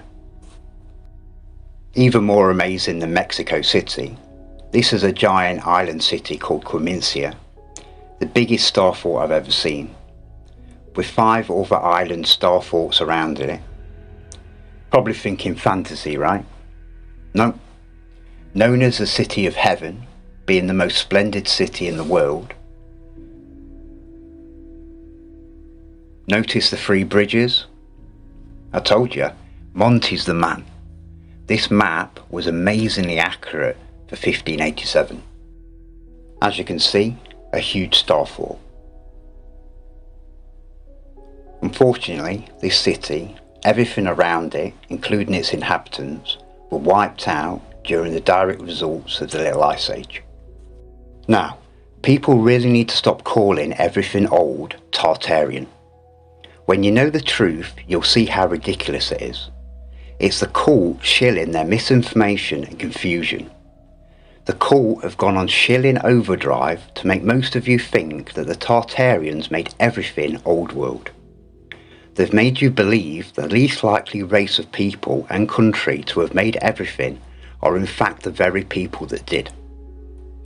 Tartaria was obliterated around the same time as the fall of the Ming Dynasty, around 1644. We can only assume Tartaria fell in the same way. This area is Tartaria, now called Russia. The lower region has sparse small cities and pictured. The above northern regions were individual teepee villages of Tartarian tribes. Nomads moving with the seasons, hence the teepee tents and wagons. As we can read in these inscriptions, all these Tartars, savage and without fixed habitations, but they carry their pavilions with them, and they carry with them leather covers which they use instead of houses. Now take note of these white animals pulling their wagons. These animals. These are not wild animals. They're pictured with blue collars. They're working animals. And when you bear in mind that animals like horses didn't arrive in mass in Asia and America until around 1750 with the British and European settlers. This description says Canny Alani, which means Great Dane dogs. There is still a dog breed around today called the Great Dane. Due to crossbreeding, modern Danes grow smaller than the Tartarian original breed, but still, look at the size of these beasts. Now, you can see how they had these Great Danes pulling their wagons. We've got Maria Tartaro, the Tartarian Ocean. Azriet, these are the 10 tribes of Israel. A manticore. Here there are animals with human faces, body of lions and tails of serpents. I'm guessing this is a womanticore, or this guy's just got bitch tits. When Monty in pictures or talks about these creatures, it's because they're real. When he shows a unicorn, he means a unicorn. When he shows a cyclops, he means the cyclops. When he shows birds flying with elephants, it's because they've seen a bird flying with an elephant, and this bird was called Rock. Going from what we know is Tartaria onto what is now called Alaska. Remember, when the country of California took a nosedive into the Pacific Ocean, it took half of what's now Alaska with it. This area in 1587 were called the Ananian Province and the Quiveria Province. Notice another griffin, like in Canada and Tartaria, a real creature of course, and the crest of both Tartaria and China, including the Ming Dynasty. Here it says, in what's modern day Alaska, this tribe who are in the countryside of Anilio in Tartari. This land is a region of Tartaria. Like countries of today, some claim rights to lands that are not attached to their own. Also take note of the same Tartarian teepee villages, tribes and the same Great Dane dogs. Small built-out cities in the lower southern regions, just like in Tartaria, and the multiple ports in the western regions of what's now Alaska, crossing over to the Ming Dynasty's City of Heaven. After the fall of the Ming Dynasty and Tartaria, the surviving Tartarians had to migrate south into Canada and what will become North America. For an unknown reason, the cult removed Tartaria and the Tartarians from their history books and renamed them the Native American Indians. The Tartarians are not native to these lands. The Tartarians are not American. They were on this land before America was claimed and named. And the Tartarians are not Indians. These are Indians, from India. The Tartarians are of Oriental descent, but their own unique species of human. While they kept their ancient native traditions of living naturally in teepee villages, wise and knowledgeable, a fresh start in a new world. With still no horses on the land, and scientific proof that the first dogs of America came from Asia and Tartaria, due to the lack of resources and major famines worldwide at this time, the old ways of the Great Danes had to adapt. The Tartarian survivors prospered on this fully built out land like you see all over Canada and America, but still chose to live how they always have. Naturally. Beautifully. Going back to the inscriptions in Tartaria, Avriet, these are the 10 tribes of Israel. Now this is not Israel, the country of today, but look who it admits are one of the tribes of Israel. The American Indians, who we now know are the Tartarians, hence why this inscription was written in Tartaria. But this list of tribe names doesn't mention the Tartarians, only by their newly AI written name, the Native American Indians. Unfortunately for the Tartarians, the sea ice melted and allowed settlers to spew in, and Christianity caught with them. Over the next 100 years, the remaining adult Tartarians were genocided of up to 100 million, and the AI wrote a new history for the now Native American Indians. I think the correct term is cultural genocide, indoctrinated through forced Christian schooling. Tartaria, like many other countries like California, Friesland and Hilton, were destroyed by the Little Ice Age, the last great reset, and removed from history. The way Tartaria was rediscovered during our timeline was through old world maps. Now, most infatuate on when Tartaria was removed from maps and what must have happened to them, which I've now explained. But no one seems to ask, when did Tartaria start appearing on maps? And the answer to that is 1292. It was around this date that the country of Tartaria was formed, and that same country was destroyed around 1644. The Grand Tartaria that built everything everywhere, every building in every country, were around for 352 years, start to finish, and lived in teepees the entire time. They still do. The name Tartaria did not exist before the late 1200s. Before anyone starts rambling, it was the peoples that lived there before that built everything everywhere. My point exactly. They were not called the Tartarians, so why are most calling everything old world Tartarian?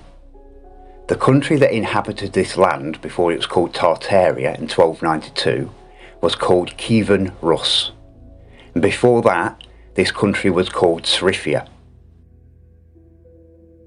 If you still believe that Tartaria built everything everywhere, then you, my friend, have gone full retard. I'll really quickly take you around the exterior lands. South of South America, we've got the Land of Fire, the only landmass without a proper name as such, aka Antarctica. And as it says, a port for every wind. A shipping port on what's now Antarctica in 1587. And the civilization that populated this continent was called the Japanoki people. Now bear in mind that the mainstream narrative says that this continent, which a remaining part of it is now called Antarctica, was only discovered and explored in 1911. But here it is, over 300 years earlier, detailing its civilization, ports, rivers and terrain. Now there's good reason why these two landmasses were called the Land of Fire. This land bleeds red rivers. From Admiral Byrd's expeditions landing on 300 square mile patches of warm areas on Antarctica were thermally warm lakes. Like I was showing you earlier with the island of Deception, this massive island that they use as a port, very close to where Monty's port was, thermal hot springs and red rock all over the place. These are some of the reasons why this land was referred to as the Land of Fire. South from South Mexico to Galicia. South from California to the Kesh. I'll get onto this later, but this is where the court and some of their puppets live. South from South China to Nova Guinea, and this one will blow your mind later. And Monty detailed its inhabitants, who are amongst us. South from South India to Patalia, and again detailed by Monty as inhabited. South from West Africa to what I call Vista 3. South from South Africa to what I call Vista 2 and 1. And in Monty's timeline, this land was discovered by the Portuguese. And we'll be coming back to all of these later on the modern chart. As I briefly explained towards the start, the moon is not a solid object that Freemasons can land on. It's a focused electromagnetic plasma phenomenon. Electromagnetic energy comes from below the Earth at the magnetic north. The moon is a reversed image of our flat world's floor plan, a mirrored bird's eye view. Our never-changing face of the moon. By altering the colours, the world around us starts to appear.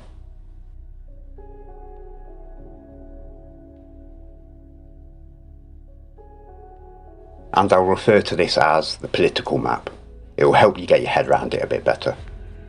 This lunar map is so accurately detailed that it's an impossibility for it to be a coincidence. I believe in nothing, and I've tried to debunk it, but I can't. It lines up perfectly with the Monty, and I know the Monty map to be accurate. And there's some of you thinking, Captain, you're contradicting yourself now. You said a map is only a real map if it retains a built-in key, a navigational guide to navigate the very map itself. And you're right. Don't take them eyeballs off your screen.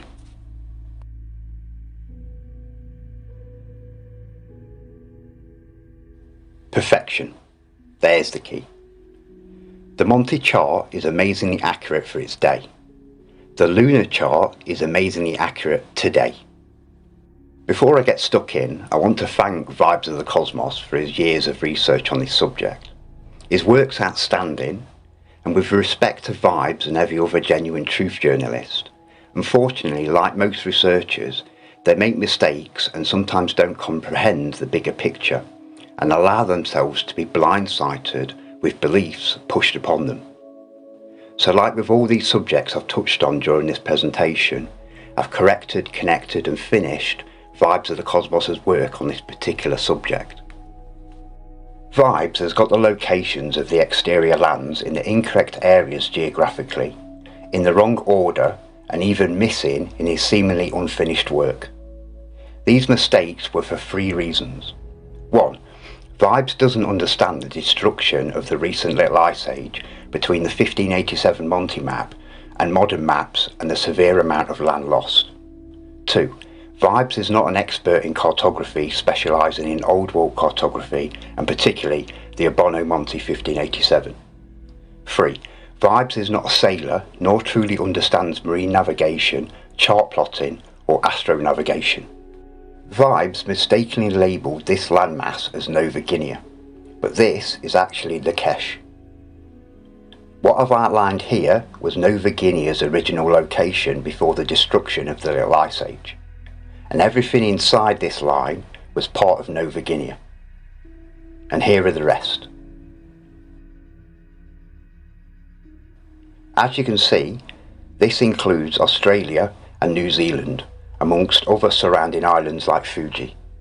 I can undeniably prove this geographically amongst dozens of other proofs, mainly with the help of Monty's map, the key. And the implications are mind-blowing.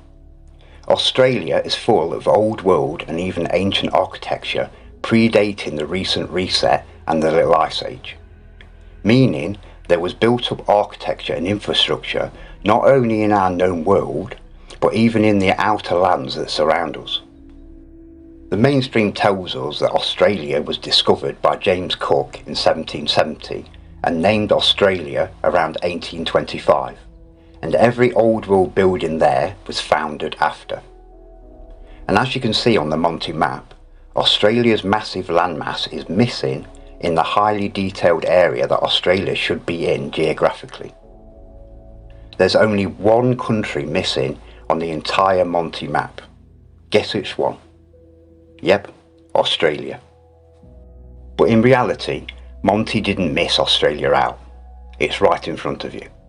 Well, what Australia used to look like before every volcano in the area blew their tops all at once for years on end, causing massive earthquakes, mudslides and entire countries to fall into the oceans during the Little Ice Age that only ended in 1860. Now, let me give you one of the undeniable proofs, then I'll get onto a few of the more interesting proofs out of the dozens that I've collected. There's a couple of ways that we can use Australia's position geographically today and use it to locate the same area on Monty's map. The tropical zodiac is a system that divides the sky into 12 equal parts, each corresponding to a zodiac sign. The tropical zodiac is not directly used for navigation, but understanding celestial movements is crucial for us navigators. The Tropic of Capricorn runs through South Africa, South America and Australia. This line of latitude marks the southernmost point where the sun can be directly overhead at noon during the December solstice.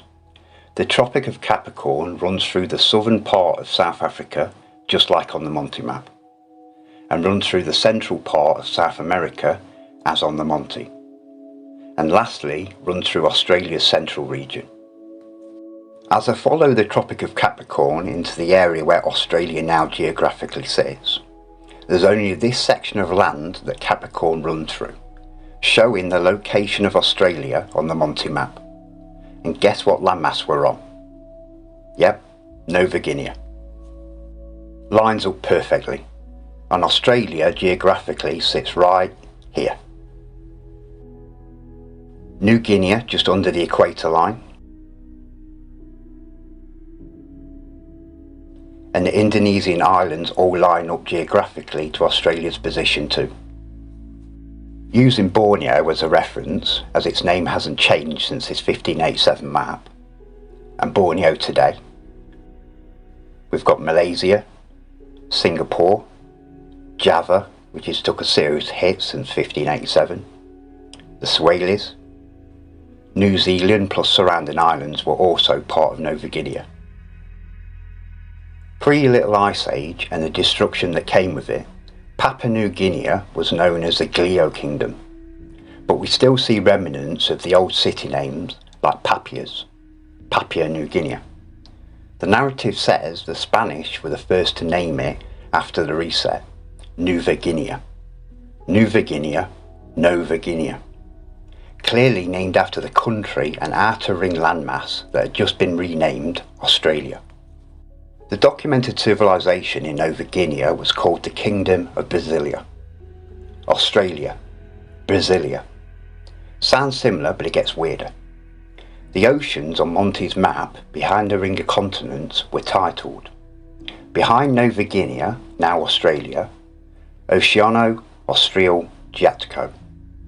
Altogether, it just translates to Southern Ocean, but if we take the word as it was written and said at the time, Austral, the V's in ancient Italian were pronounced as a U in modern Italian, so it's Austral, Australia.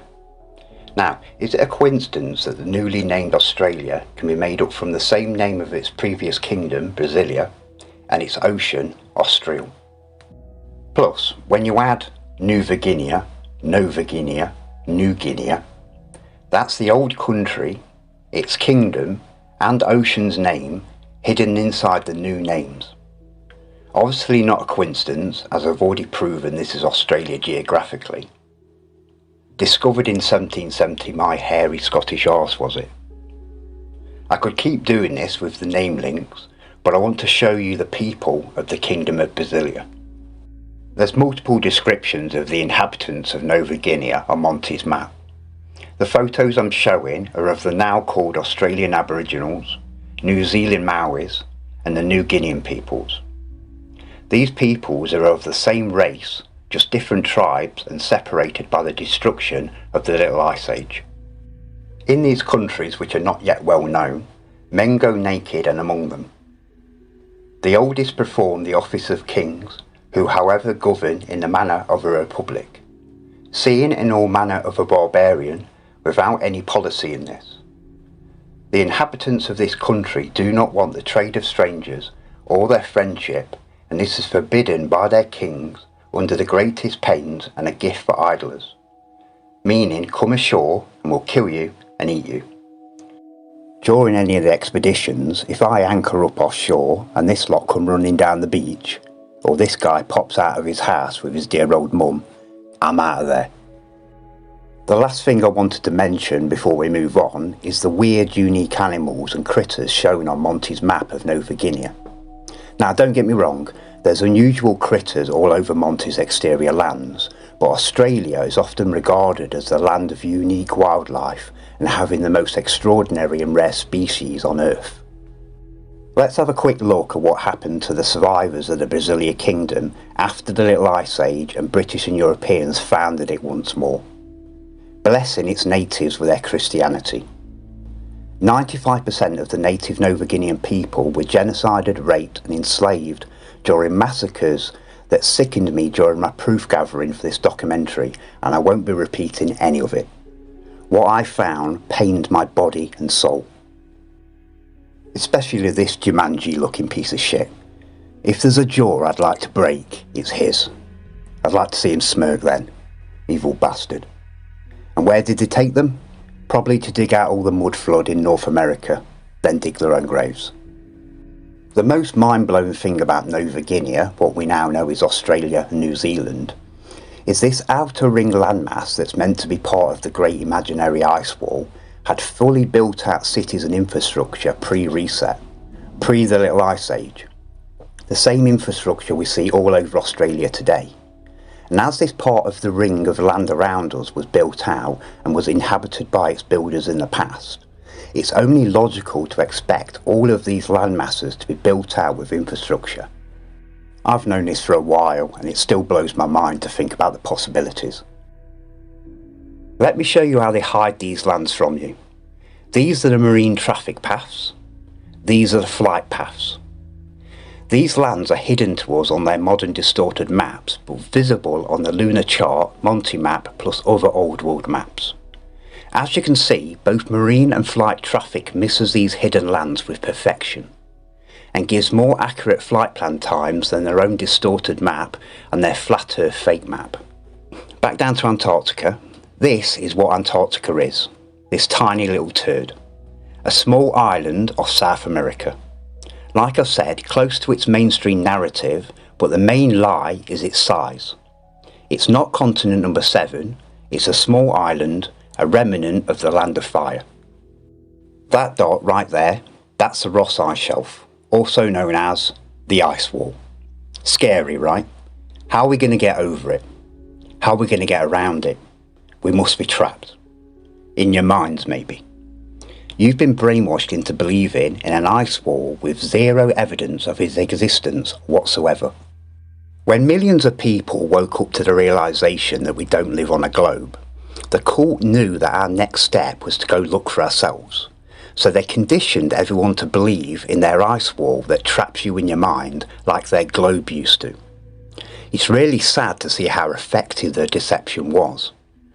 What else are you willing to believe without any evidence whatsoever?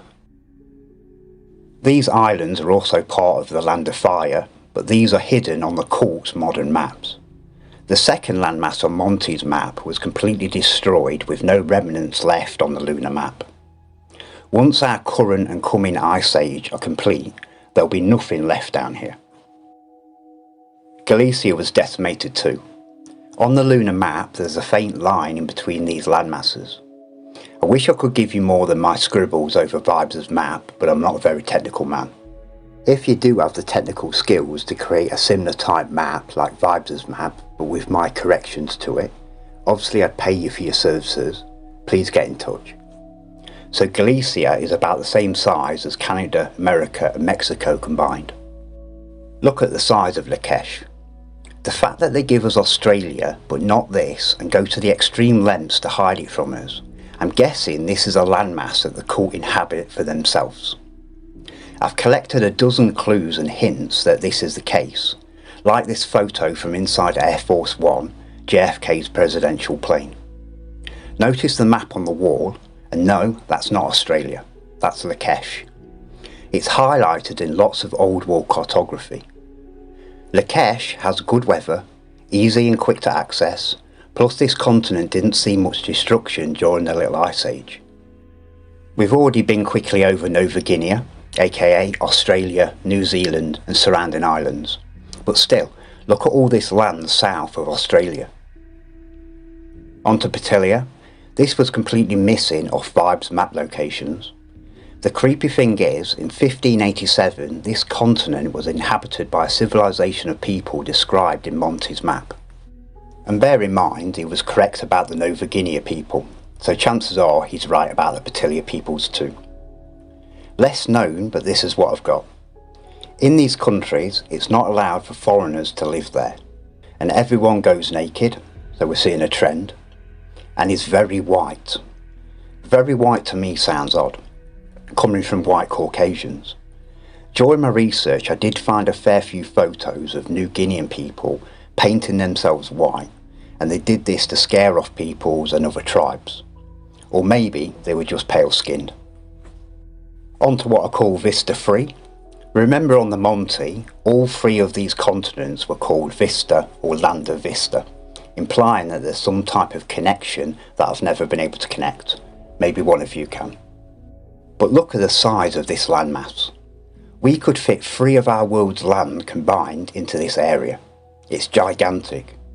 And the chances are this entire area is fully built out with ancient and old world infrastructure, possibly even populated.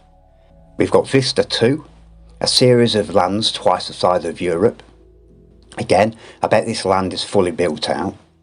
And the last gem, Vista 1, previously known as Atlantis. Destroyed during ancient times but not sunken like the legends state until the destruction of the Little Ice Age.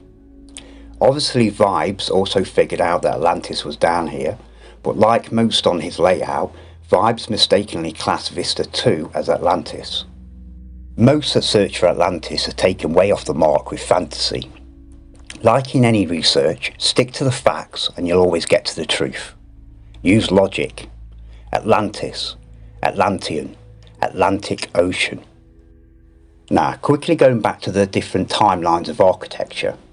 Now you're starting to understand the 4 different timelines. There's ways that we can prove that pre-reset timelines people did not build the stunning ancient and old world architecture. As Monty states, these outer landmasses were not yet well known. Monty's 1587 map was made towards the end of the pre-reset timeline. 20 years later, the world went to shit. So we know it wasn't the pre-reset timeline that made these structures we see all over places like Australia. The main mud floods happened between 16 and 1700. The narrative says that these Australian structures weren't built until the late 1800s, but all of them are severely mud flooded.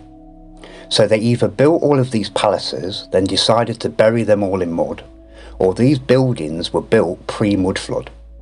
So these structures are clearly built pre-reset and pre the Little Ice Age. And we know it wasn't the Nova Guinea peoples, the Brasilia Kingdom's people, that built these structures. Ancient and old world buildings all over Australia, which are of the same architectural style as structures in England, France, Spain and the rest of the known world. It's an impossibility that the Nova Guinean people built their structures in exactly the same way, especially with these people having no contact with the outside world during their timeline. The Nova Guineans inherited this land and its infrastructure just as the rest of the pre-reset timeline did. Just as our timeline inherited what was left from our pre-reset timeline. These buildings were created by the ancient and old world timelines people before their own demise. Clearly the ancient and old world timelines people inhabited all lands, including the outer ring of landmasses that surround us. Monty's time, the people pre-reset to us, obviously had a higher knowledge about our world compared to our dumbed down timeline. Humanity has never been this stupid. Right, before the ice wall lovers start pointing around the lunar edge and screaming ice wall, let me show you a crappy experiment I did. This black piece of paper represents our world. Everything we see on the Monty and lunar maps. All around our known world I've placed other charts representing other landmasses beyond. I've got a round mirror. This represents our moon's reflection.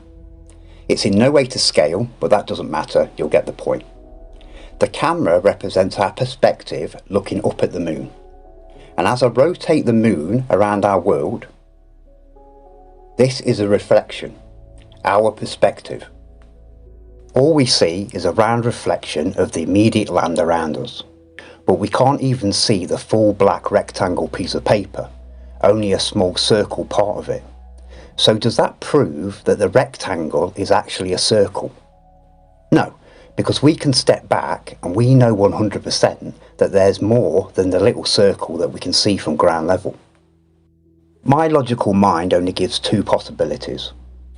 This circle is the edge of the known world, a barrier, maybe even an ice wall, a sealed unit from that point onwards.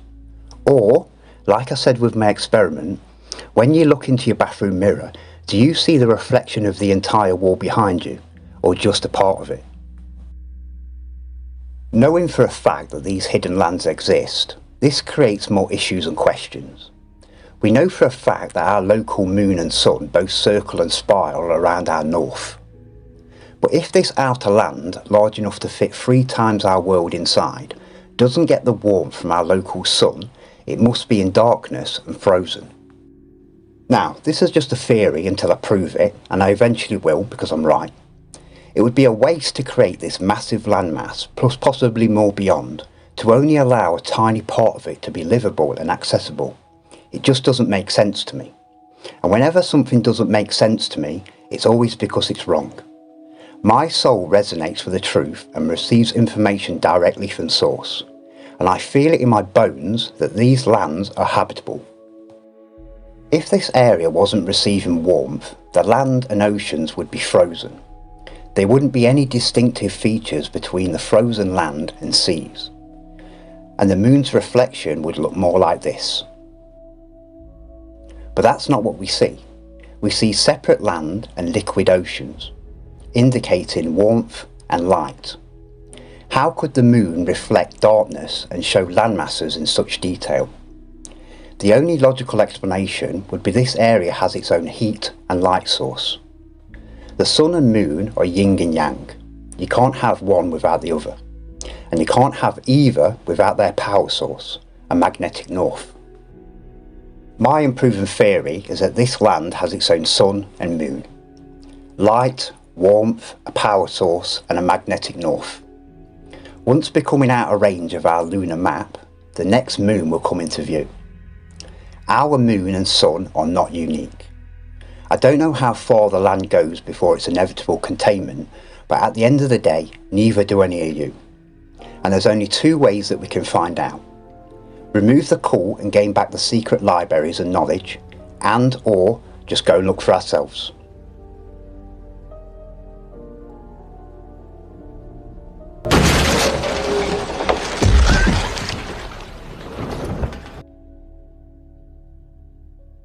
I need help from truth seekers and content creators to help push the information on this documentary, to put truth research back on the right path.